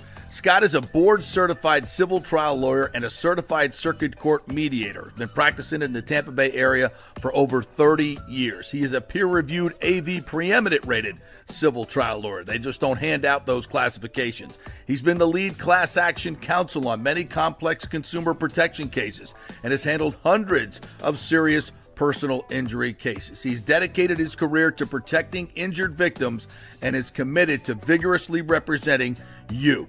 We're local, we're trusted, and we get results. Personal injury and personal attention. Call for a free case evaluation. That's 888-9-JEEVES. That's 888-9-JEEVES. The Jeeves Law Group. Let's go. Right now, back to the show on FanStream Sports. All right, welcome back to the JP Peterson Show here on this beautiful, actually it's kind of an overcast Tuesday in the Tampa, St. Pete area. And it's a monumental day. A monumental day for many reasons. Number one, we've got some new advertisers we want to talk about today. We're going to do that. But also the opening of the much anticipated Howard Franklin Bridge. Oh, It is the new third length of the bridge over the middle of the bays, connecting the bays. It is, I believe, 4 or maybe 6 lanes wide. It's a big one. damn. I don't know what the actual plan is for the whole thing. With now we have 3 lengths of the bridge. To be quite honest, but I know this. Traffic is going to be a little bit more simpler for the folks crossing the bridge. So that's a good thing. Well, I guess now's as good a time as any to move to Tampa then, huh? Absolutely. Absolutely. We're getting bigger and better, I think. I don't know. The overcrowding is, for a long time, Tampanian. The overcrowding is, we need to make some adjustments. There's no doubt about that. But then all the people coming here means more baseball fans coming here, more possible Rays fans. So that is a very good thing. Now, that's the main thoroughfare, the main bridge, right? Between Tampa to yes, to we have the Gandy, which is the oldest one, the Courtney Campbell, which connects Clearwater with North Tampa. And then right in the middle, the 275 bridge, which is the Howard Franklin that goes right down the spine of St. Petersburg at 275. So they've done a lot of different, they've been building a lot of roads in St. Petersburg. I think that's the one Johnny and I got stuck. Maybe no, that was the other Yes. one you're talking about, that we got stuck on coming back from or leaving the airport because he took the wrong turn. Yeah. Yeah. When you miss that last exit, it's a long U-turn. Oops. It's a long U-turn. All right. So one of our new advertisers that we want to welcome in is Riveters. Riveters is a really cool sports bar and restaurant, by the way, right near Raymond James Stadium, kind of next to the spaceship there. And it is, I was over there this weekend when the Gators were playing. So it is the home of the Gator Club, first and foremost. And it is a really cool inside-outside type bar, very casual atmosphere. This is not one of your frou-frou $14 craft beer sports bars, okay? That's not what we're doing here. We got tons of TVs everywhere you look. And what I love about Riveters more than anything is the food is fresh. It is fresh, folks. It's not the same, cookie cutter chicken fingers that they get frozen. In fact, they have taken their freezer out. They have all fresh food. They make their burgers fresh and tough. Folks, this makes a huge difference in the taste of the food. I had a ribeye sandwich there when I was first there talking to Andres and some of the owners there. And it was like taking the meat off that bone, putting it on a sandwich, peppers and onions, some cheese. It was fantastic. And the roll, of course, that makes the sandwich was outstanding. And the fries were fantastic. Fresh cut fries. So all of there is they told me, we don't make hardly any money on our food because our food cost is so high. They use, they make money on their drinks. Okay. So that's good for me because I don't drink as much as I used to, but I love food. Look at that food. And I was watching as they were bringing the food out the other day. My God, the food looks the wings, look at the wings. I want that pretzel. That pretzel is like fantastic. And the cheese and the mustard. And then these sliders down here. I don't know what's going on with those exactly, but everything that came out of the kitchen looked fantastic. So, and it's not, you go to sports bars now, it's not that way. Everybody's, trying to make a buck, they've cut costs on their food. And that's why the food is crappy. That's why the wings are so much smaller than they used to be. Not at Riveters. It's really a big part of what they do. So they want you to come in and enjoy the food, but please have some drinks as well. That's how they make their money. I'm fine with that. I'm fine. I'm all good with that. And here's the other thing. You're not paying $14 for a cocktail like every place else, okay? These are reasonably priced cocktails. They got a great happy hour.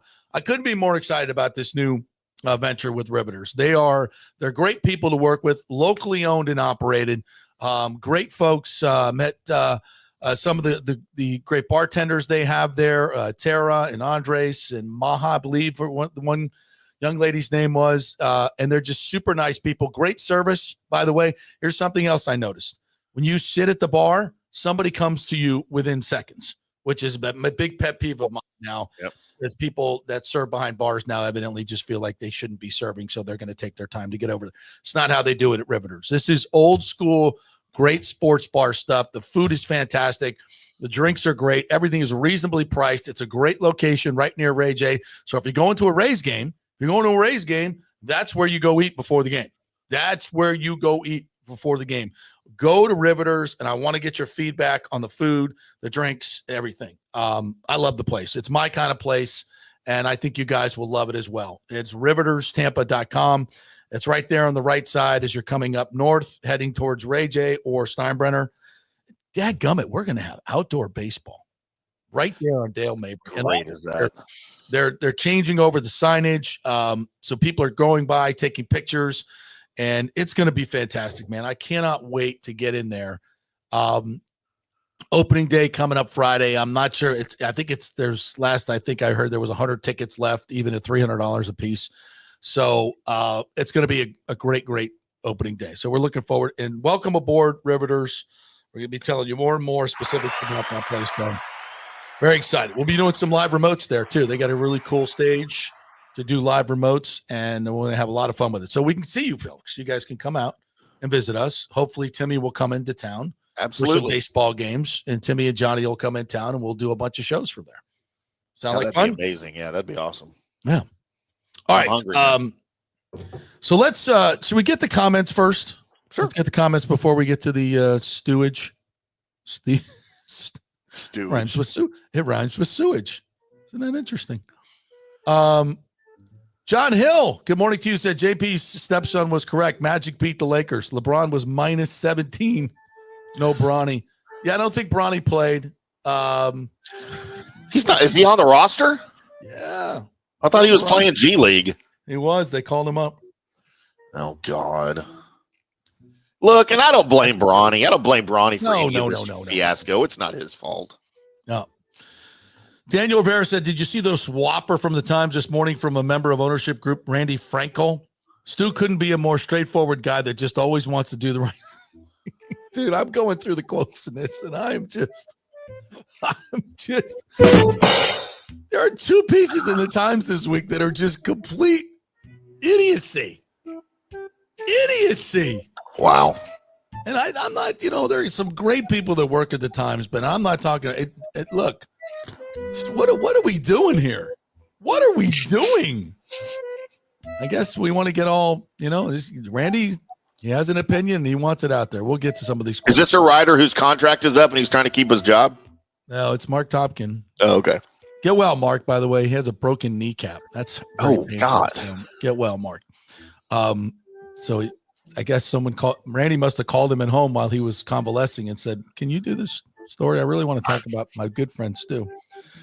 Yeah, okay, Daniel, a couple more things on that. We'll get to it in a second. Recon Scout says I'm not media. I don't read the Times. Well, yeah, you got to pay $17 a month to do it. So we do.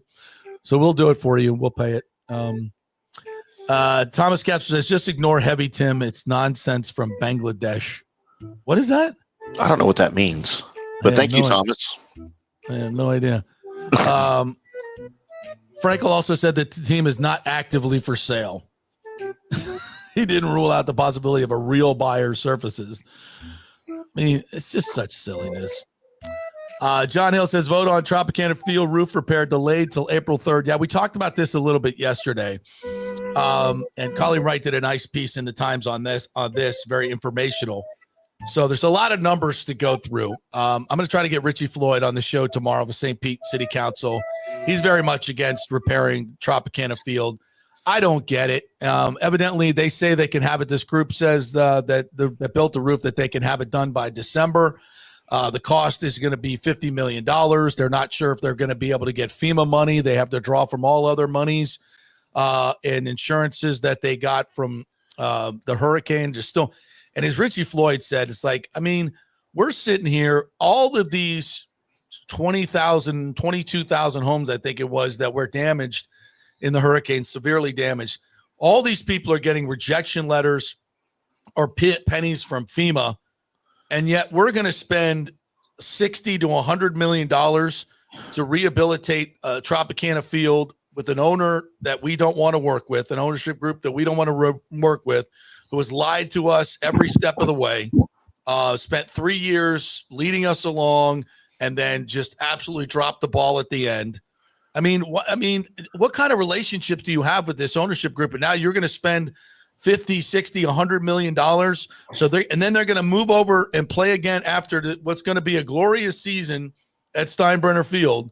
We're going to move back to Tropicana Field inside some mold-infested, half-baked, repaired stadium for another 3 years while the city and the ownership group bitches at each other.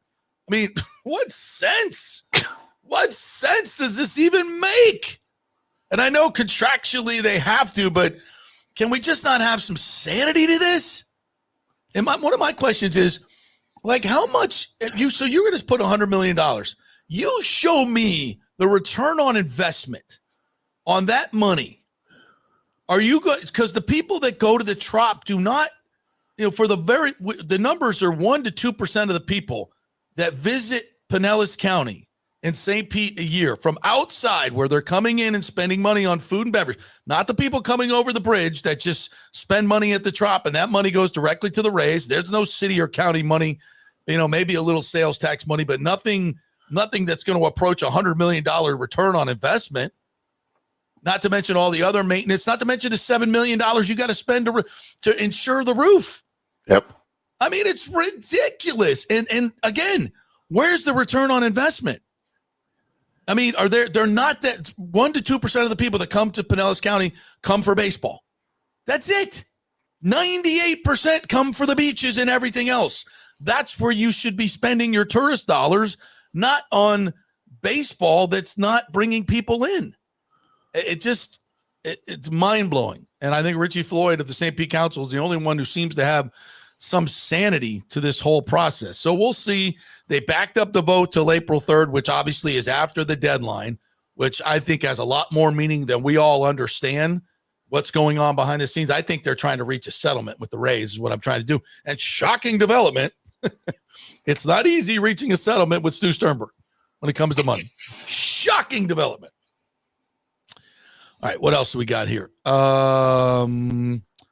B says St. Pete Catalyst, the Tampa Bay Times both did articles past 24 hours defending Stu and blaming the city. Yeah, the full PR onslaught is on, but this we'll read this in a second, and it's just really kind of silly. Rick says JP steps on thinking, damn, first he tells me how great a quarterback he was. Now he's telling me how to play basketball. Yes, I do play basketball. Lucky kid. Golly, so lucky. He also says, watch out for the 30-day extension of the stadium deal. That's what Stu is angling for. Why? 30-day extension on the stadium. That? So we push back the repair on the Trop so that we can get a 30-day extension on the St. Pete Stadium deal. So we can drive. Oh, okay. So we're driving up the price with the group that Major League Baseball really wants to build in Tampa, with a group that doesn't have enough money or cachet that MLB is not supporting that wants to do the St. Pete deal. Huh. Just Occam's razor. Do the most obvious thing. The most obvious thing is the right answer. Okay? That's Tampa Group, built in Tampa, deep pockets. MLB loves them. Get it done. But Stu doesn't want it to be easy. He doesn't want it to be easy for St. Pete. Doesn't want it easy for Tampa. Doesn't want to. It's like he has this thing against Rays fans in Tampa. I don't get it, but I don't understand a lot of it. Drew Jetson says, I need the Lakers to score 9 more points for the plus $1,300 bonus. I mean, it's not like the Magic were playing defense or anybody was playing defense last night whatsoever. Thomas accuses you of just because you don't like the song My Name is Luca. I you know what? I hate that song as much as I hate any song from the 80s. Bucks Race Bolt says Tampa Bay Lightning failing.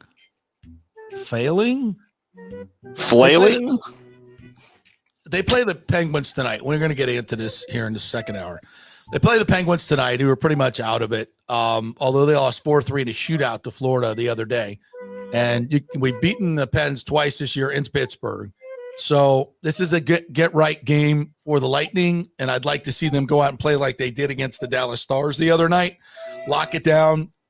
They've only allowed 1.94 goals against at home since January 1st. They're 13-2-1 on home ice since January 1st with a 55-31 goal differential. They played really well at home. They've got 3 big games at home. Let's put them in the bank. We got Penguins, Utah, and the Islanders. Let's put 6 points in the bank and see where we are. And it's not even the points. They're going to get into the playoffs, and it really doesn't matter who they play in the first round. Panthers or Toronto, whatever. You got to play them eventually. I'd rather get the Panthers early because Ekblad will be suspended for the first 2 games. We don't know what Kachuk and Marchand are going to be. They're still playing good hockey. Don't get me wrong.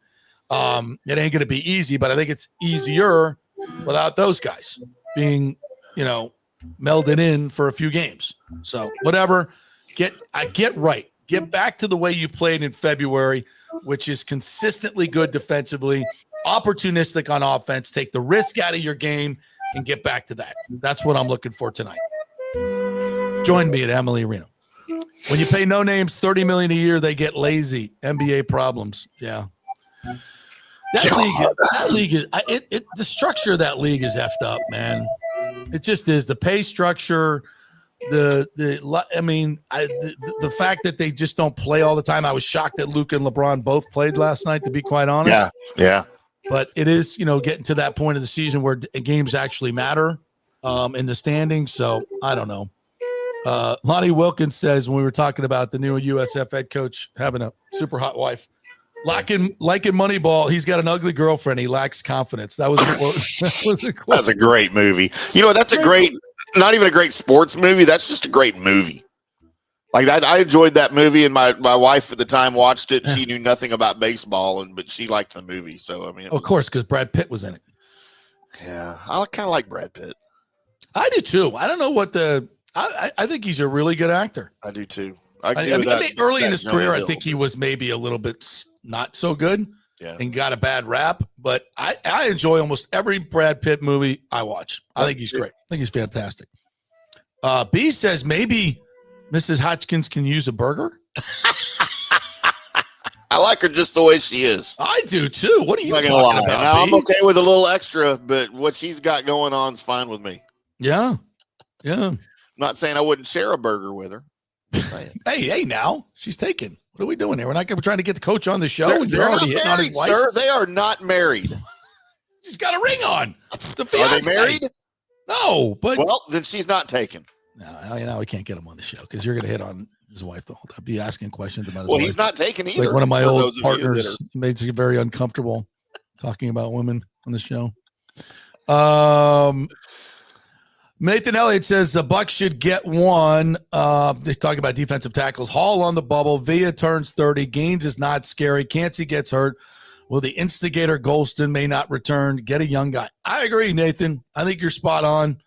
I think defensive tackle is a need. Not at the top, but as Scott says, deep in tackles, get one in the 3rd round, and we're good. Christopher Cole said the Bucs hired that game manager guy yesterday. Did not see that, but I need to get into that. I will find that out. That would be a good interview. I'd like to have their game manager on the show. All right, it's your turn now. 3rd worst pain, Chinese hair wax removal. 2nd, she took his kidney. 1st, they put it back, and it smelled like cheap vodka. Wow, sir, Rick, I do not drink lot. cheap vodka. I drink expensive vodka, sir. Yeah, there you go. There you go. From Asian bartenders, evidently. Yeah. So what was your 3rd worst pain that you endured last night? And what are your 1st and 2nds? Last night, I go out to get the mail, and it was late. I hadn't got the mail in a couple of days. I had to take the trash cans out to the house, and I went out and leave them right by the mailbox. So it's about 10 o'clock at night. Of course, it's dark. Pull open the mailbox. I reach in. I had, 3 days worth of mail. Grab it all. I'm walking back to the door. As soon as I get to the front door, it felt like somebody shot me in the hand. What? I mean, not just a little sting and then it went away. Like someone had a knife in my hand and they were twisting it like that. Did you get stung? I got stung by something. Yes. And just heard it fly away, whatever it was. Yes. I never saw it, but it sounded like it was a freaking pterodactyl. The wings were flapping. It was huge. That happened to me in Tallahassee last time I was there for a football game. Dude, I threw the mail down and I'm screaming because I've never felt I've been stung lots of times. I got stung in the eyeball by a wasp, and it didn't hurt this bad. It did not hurt this bad. And I run into the sink. My poor teenage son's like, Dad, are you okay? And I couldn't even talk to him. It hurt. I couldn't speak. It hurt so bad. And dude, within about 5 minutes, it was right here, like in the here. Yes, that's where I got it too. Swelled up like a tennis ball. And it hurt for a good 20 minutes where I couldn't hardly stand it. I mean, it was that bad. And I was running it under cold water. So I realized a little bit later after it subsided, I was like, that's top 3. That's top 3 worst ever. And here are my next 2. Number 2 was my left knee playing hockey when I was 27. I blew out every single ligament in my left knee. ACL, MCL, LCL, and I tore the cartilage. I mean, I did everything. Oh, it went the wrong way. I Napoleon McCallum'd it, okay? Oh, God. Yeah, it was bad. And that was the second worst pain. That was the worst pain I ever had until 2017 when I had multiple kidney stones. Oh, I've heard kidney stones. The kidney stones are by far, and dude, it wasn't even close to the knee. Like it was 10 times the pain of the knee because it was it was a constant. I'm at the hospital in the ER, literally jumping up and down, pacing back and forth, holding my side. Can somebody freaking give me something for the pain? And I was in there 20 minutes before they saw me like that. Like I couldn't sit down. I couldn't see straight. It hurt so bad. And I've done that now twice. I've had two episodes like that.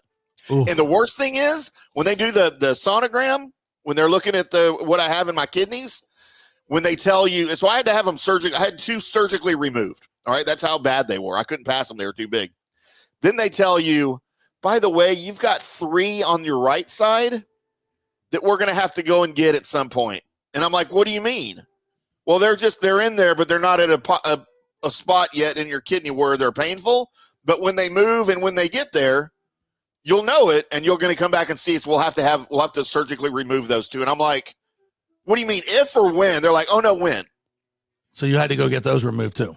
No, they're still there. They won't take them out until they get to a point in my kidney where they're dangerous or where they'll like hurt me or something. Every time I get a little twitch in my side or something, I'm like, is this it? Is it my kidney stone? Oh, dude, that's just, the anticipation is nuts. Yeah, I don't want to do that. I really don't want to do that. Oh, it's bad. I thought I had one the other day, but I guess it was not. It was something else. You'll know it. That's what they say. I got stung in that same spot, bro, and it was just like you said, and it was bad. And then my boys were, and thankfully I was already inebriated to some point, and maybe had a gummy or 2. And so I was a little, but sometimes you feel more, right? And that's yeah. It's still like a little sore to the touch. And this was months ago, or maybe that's where Al Rogers hit me with the golf ball. Never called 4. So now I have to sue him. But I mean, I've been stabbed 5 times, and that didn't even that's like number 5 on my list. Getting stabbed. You've been stabbed 5 times? Yes. Like, how does that work? Like 5 times? 5 separate times, 5 separate occasions, not all at like the same time. Like by accident? Oh no, it was every one of them was on purpose. So once, and I won't get into the story now. We'll call this the long tease. But the favorite Tim story of everyone I know is the story of me at the age of 17 getting stabbed in the butt by a hooker. That's a true story. Wait, these are gonna have to be special editions. Yeah, it's gonna be a special episode. And then I've been stabbed next week, and I go skiing. We'll record some special edition worst pains ever. And then I've been stabbed 4 separate times in 4 separate bar fights by 4 separate people in a bar fight. That's insane. That's quite a resume right there of stabbing. Yeah. I mean, I've got scars in my chest. I've got them. Like, it's crazy. All right. What else we got? Comments is getting really good today. The New York Times, John Hill says, mock NFL draft this morning reflects the number 19 pick of Nick Amanuwari, safety, South Carolina. I got to tell you, these mock drafts, these national mock drafts are silly. They are not even close to what's going on. Just stick to Pewter Report. Especially the New York Times, because that's the Athletic, right? Although this one, Jahad Campbell, Alabama, that's a possibility. That would be okay. That is a definite possibility. By the way, I need to throw out a shout out and a thank you to John Hill, Moorwright Rudder, and B for popping on the golf show with me and Johnny last night. Oh, nice. Everybody made an appearance, yeah.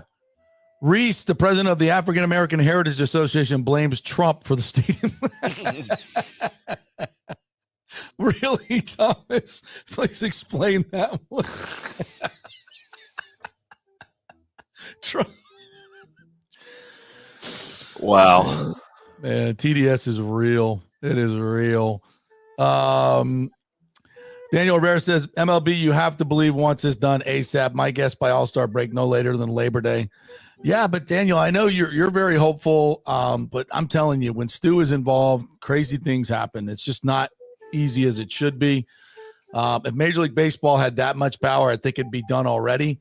But I just think it's going to be protracted because of him. But eventually, what should be done will be done. Michael Sorgo says, you don't like songs from the 80s? How old are you, Tim? Oh, no. I love the 80s. That's my favorite genre of music because I was born in 71. I went to middle school and high school all through the 80s. And but there are a few songs from the 80s that I absolutely despise. And My Name is Luca by Suzanne Vega is one of them. Yeah, I'm not a big fan of that song. Yeah. Jonathan Torres, good morning to you, says, any chance Stu is trying to hold on to the Rays and force the other groups that are interested to lose interest and move on? Yeah, but no. Like, what is the upside for him? Like, first of all, it's number one about money. It's number one about money for Stu. And I'll just keep going back to what is most obvious. He can't get a deal done in Hillsborough. Nobody in Tampa will work with him. Manfred knows this. The St. Pete mayor doesn't want to work with him. And I don't care. Matt Silverman, like, let's all take a breath. It's cooler than that. No. You guys have proven beyond a shadow of a doubt you're completely untrustworthy. Nobody's working with you. Sorry, Matt. Nothing personal. But no. St. Pete won't work with you. Pinellas won't work with you. Tampa won't work with you. We got multiple groups that want to buy the team, that St. Pete does want to work with, that Tampa does want to work with, that Hillsborough does want to work with, that Major League Baseball wants in the right area. Tampa, where the revenues are $40 to $50 million higher per year if you're in Tampa. This is proven. I mean, what are we doing? I mean, it's just ridiculous. Is Stu trying to drive up the price? Absolutely. That's what I think he's doing, Jonathan.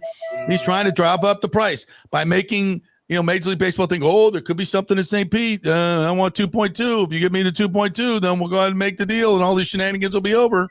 Yeah, I think that's what it's about. And, how long can he hold out until he starts really losing money? I don't know.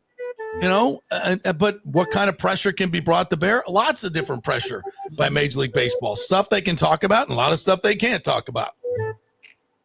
So I wish I could tell you more, except these groups are well funded. They're ready to go. They are Tampa Bay icons. They local roots. They want to build in Tampa everything that Major League Baseball has ever wanted, and they're going to pay Stu 30 to 40% more than the team is worth. So other than that, I don't know what to tell you. The rest of it is all ridiculousness. So here we are. The last Waltz Media says, wow, to think the Rays will sell before the Twins that are reportedly in $450 million in debt. Yeah, because of one dude. We are chanting sell the team on opening day. Hell yes, we are, Michael LaRue.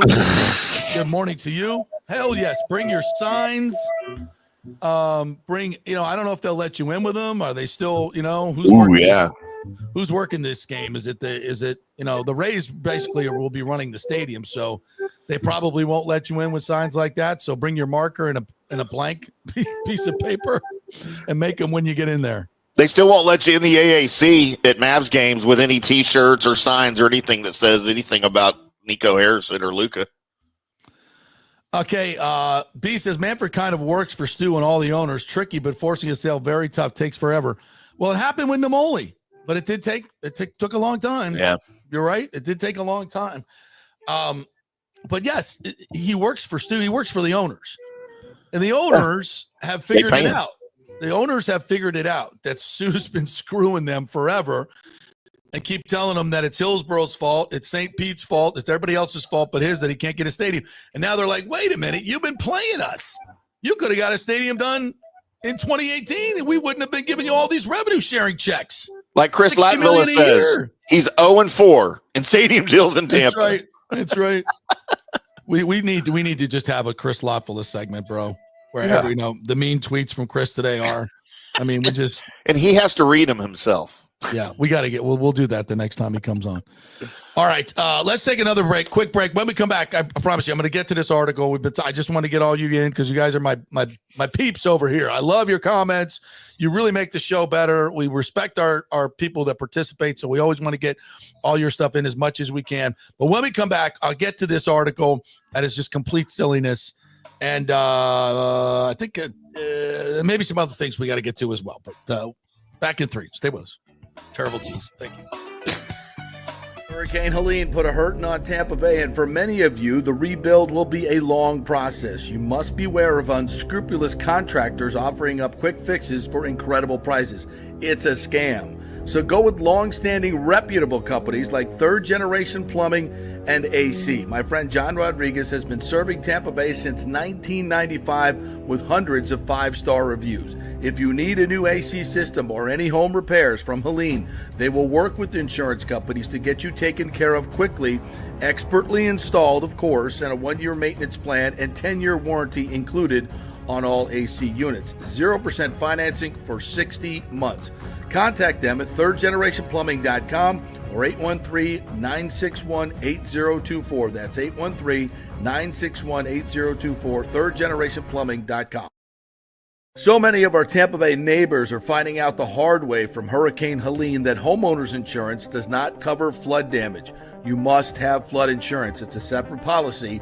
Immediately call Italiano Insurance at 813-877-7799, and they will shop around to find the best policy before rates go up. Lock it in.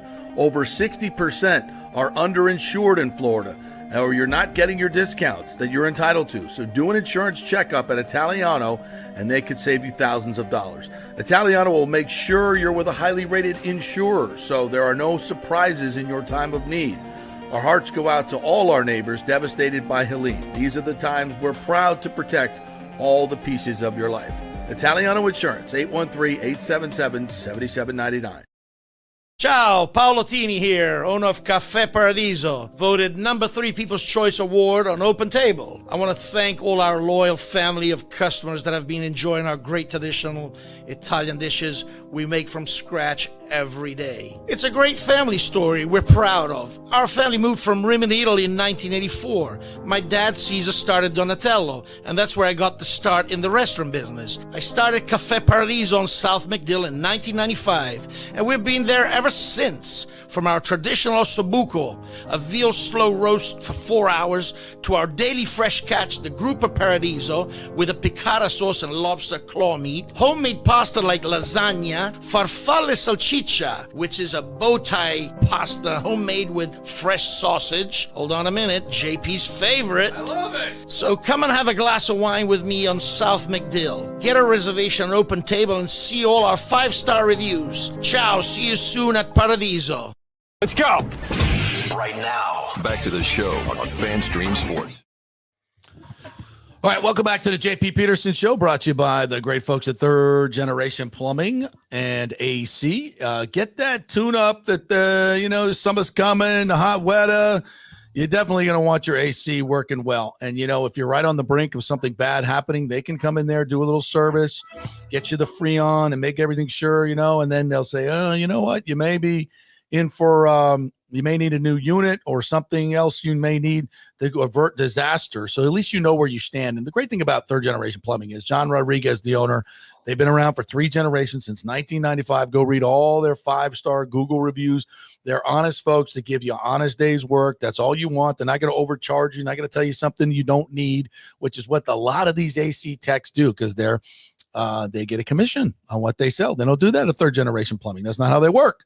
So make sure you're going with the company that has been given 5-star reviews for decades, and that's Third Generation Plumbing. ThirdGenerationPlumbing.com is their website. Just go there.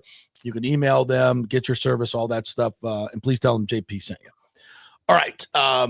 So this particular article from Topkin is from the perspective of Randy Frankel, who I guess is maybe one of the owners that didn't sue him. I mean, I've read the lawsuit, and if you go read the lawsuit and the what the partners say about how he took all the upfront money, told him that he's not going to give them a distribution of the income, but they have to pay taxes on the money. Is that something your partner would want to do? He would not disclose to them how much he's paying himself in management fees, or Brian Auld or Matt Silverman. Didn't give them the books for decades. These are all allegedly these are sworn statements though in the lawsuit. I mean, the litany of things that his partners, which by the way, he had to settle for a huge number. NDA's involved. We don't know the number, but I've been told by people, they wouldn't tell me that exact number, but they settled. We know that. And it was a big number. So if he wasn't doing these things to his partners, he wouldn't have settled. Let's just be honest. But he didn't want to go to the jury trial, and neither did Major League Baseball. So you could figure that out for yourself. But Randy Frankel has a different story to tell, a much different story to tell. That the St. Pete mayors, all 20 of them, and the people in Tampa and anybody who's ever dealt with them that I've spoken with has all said the same thing. Anything that comes out of their mouth is a lie. And that's proven out by the results of this ridiculous boondoggle and 3-year process, only to have the Rays say, let's take a breath. Unbelievable. Anyway, Mr. Frankel says, the more and more I'm reading about Stu and the momentum, the groundswell, how much dislike there is for him, how we should sell the team and move on. That he's a terrible owner, that A's owner, John Fisher, is even better than him. I just can't sit on my hands anymore. I just really can't. I have to just say something. I've known Stu 30 plus years, and this is not the Stu that I know. Frankel praised Sternberg's personality traits, family man, tireless worker, in parentheses, so Topkin added that. The culture he created within the Rays organization, evidenced by a number of long-term employees. The long-term employees, like Matt and Brian, who got paid a lot and have to go out and do his dirty work all the time. Okay. Remarkable on-field success. Yes, he has had that. Quote, Stu couldn't be more straightforward guy. You can't even say that with a straight face, can you? That just always wants to do the right thing. That's who he is. That's his business. I'm sorry. Anybody who's dealt with him in a professional capacity would say you're lying. You have no idea what you're talking about. Multiple, dozens now. Not just me. Dozens. City officials, county officials on both sides of the bay. The other owners. Come on, dog. I mean, what are we doing? He continues here. Frankel said that it was not the St. Pete and Pinellas County leaders felt he had bailed on them when Mayor Kenneth Welsh saying that bridge has been burned. Frankel said that was not the case, that the impact of Hurricanes Helene and Milton changed the financial structure of the deal, and that Sternberg really, really is the biggest advocate for St. Pete. How many times has the dude said St. Petersburg's not a major league city? How many times has he had dalliances with Montreal, with Tampa, while he's signing the deal in St. Pete to be here forever? He's still flirting with Tampa. This is the biggest bunch of horse shit ever. You got to be kidding me. Like, dude, how much were you paid to do this? He took the pie in the face from pretty much everybody because it's deserved, dude. Pie in the face. If the Hurricanes don't happen, it's extremely likely that a construction site going up on the parking lot across the street right now and a stadium would have been going up. Love it, like it, or whatever. That would have been what happened. I don't agree with that. I don't agree with that. What did the Hurricanes change? You still got your funding well before the contract was supposed to get the funding, months before, as a matter of fact. There was no delay according to the contract. They were just trying to get it done well ahead of time, but not according to the contract. You got the biggest subsidy by far in the history of public subsidies for a stadium by the smallest city. that's ever done a subsidy. And the Hurricanes changed that. How? You're not paying for the repair of Tropicana Field? Did insurance go up on it? Okay, maybe. But that's not killing a deal that you said you were going to do cost overruns. Come on. You're getting $700 million in real estate profits, too, in addition to $700 million of cash for your stadium. Jesus Christ, what more do you want? And the Hurricanes changed the deal. Nope, sorry. He never planned on building the stadium, in my opinion. I'm sticking to that. The Hurricanes were a likely excuse. He was trying to get out of the deal before the vote was even made. And that's what Commissioner Scott said that Brian Auld told him. I'm trying to hold the deal together. Yeah, exactly. I mean, I'm just this article is just ridiculous. I'm sorry. It's and I don't know. Yeah. Well, that's his opinion. Good. That's great. I'm glad he got it out there, and I'm glad they wrote it actually, because it's such a farce that I can imagine Chris Lotwell or Ken Welch reading this right now. And that comes from one of his partners, one of his good friends. So, he should try and stick up for Stu. I get it. But on its face, it's ridiculous. Nobody's buying this anymore. Nobody's buying it anymore. Sorry. I know the Times has been doing these stories for a long time. Nobody's buying. You can keep putting it out there. It's become laughable. Sorry. And so this one is another opinion column, Timmy, that this weekend. This is from John Hill, who's a columnist for the Times. Not our John Hill. It's entitled, Why Tampa Has Never Really Been a Genuine Option for the Rays. Merely the political and economic backdrop would shape any discussion with the Rays coming to Tampa. And he starts the column with, I don't live in St. Pete, never covered Pinellas County, and I don't follow sports. I'm probably the last guy that should be writing about the drama with the Tampa Bay Rays. That's as much as you need to read right there. But it's more fun to keep going.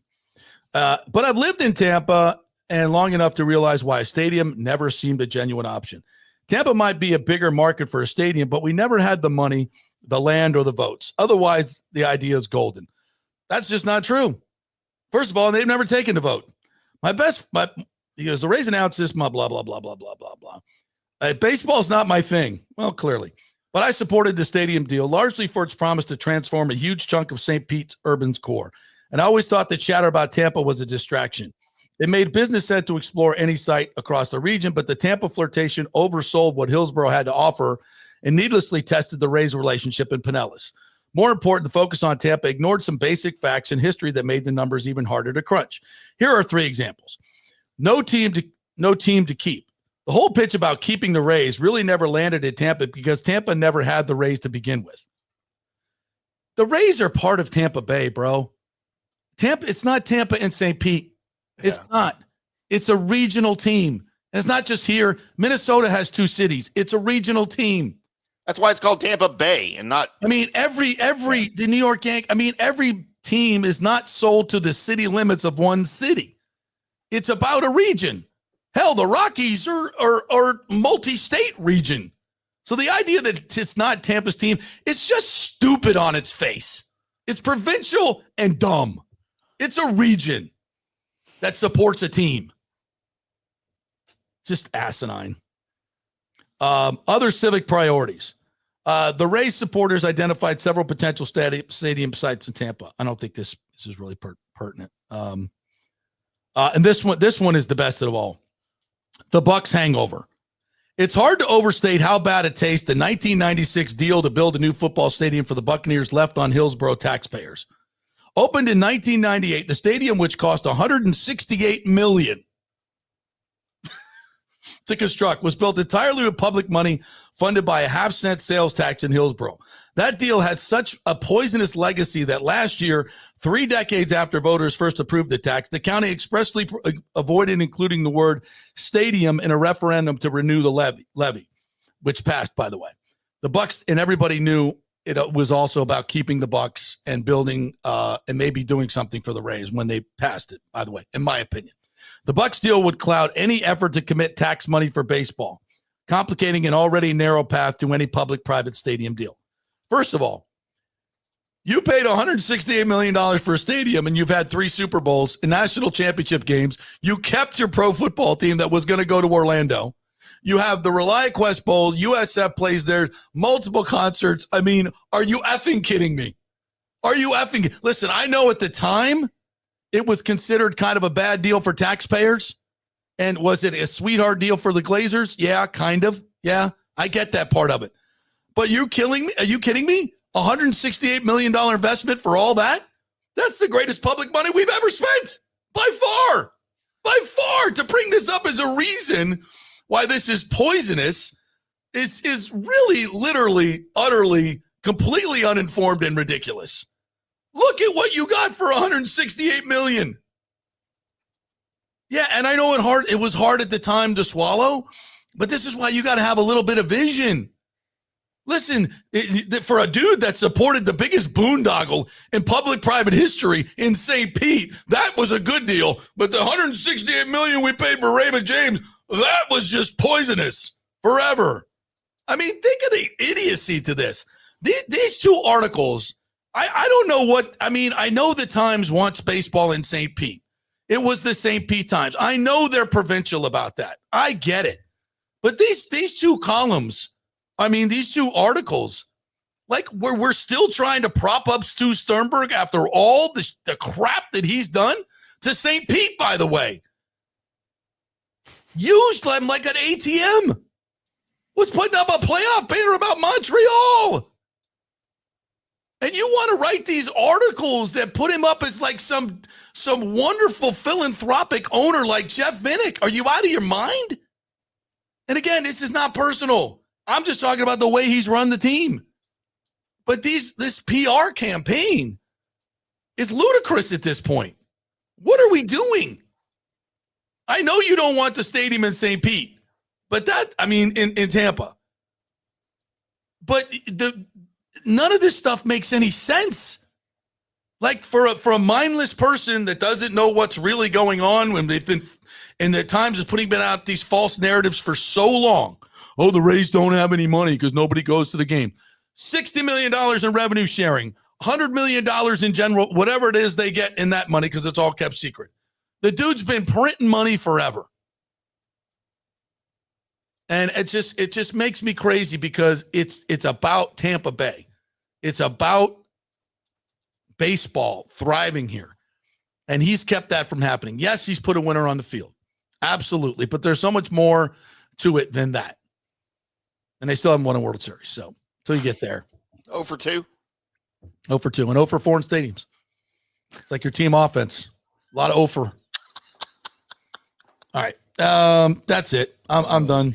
I'm done for today. Let's close the show, Timmy, shall we? Please do. Let's just look at one final piece of wisdom from Rick. After this article, Satan is now trying to recruit Franklin Topkin.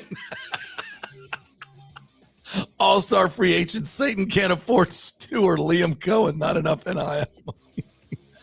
Oh, dear. You know, when you look at Satan, he wasn't all bad. What's that the next article? What are you going to get? You know, Hitler really kept the trains running on time. It's our next article. I didn't disagree with some of his politics. I'm going to get in so much trouble, but I can't. I'm sorry. I just can't toe the line. My bad. It's what you get here, folks. This is non-agenda driven, non-corporate radio. No suits. Love a lot of people that work for the Times, so they do a great job. But some of this stuff, just the art, just the stuff that's in there, that's what we're talking about, not the people. We love you people. You're great. You do a fantastic job. Awesome. You know, I have no problem. Love you guys. Love everybody. Not what we're talking about. It's just what's printed there. What I don't know this John Hill dude, but he ain't my John Hill guy. Our John Hill's way better. All right. Agreed. We'll be back tomorrow with more fun and frivolity. We got some good stuff lined up for you. We will see you then. F-U, F-U, F-U, and F-U. Peace out. We love you.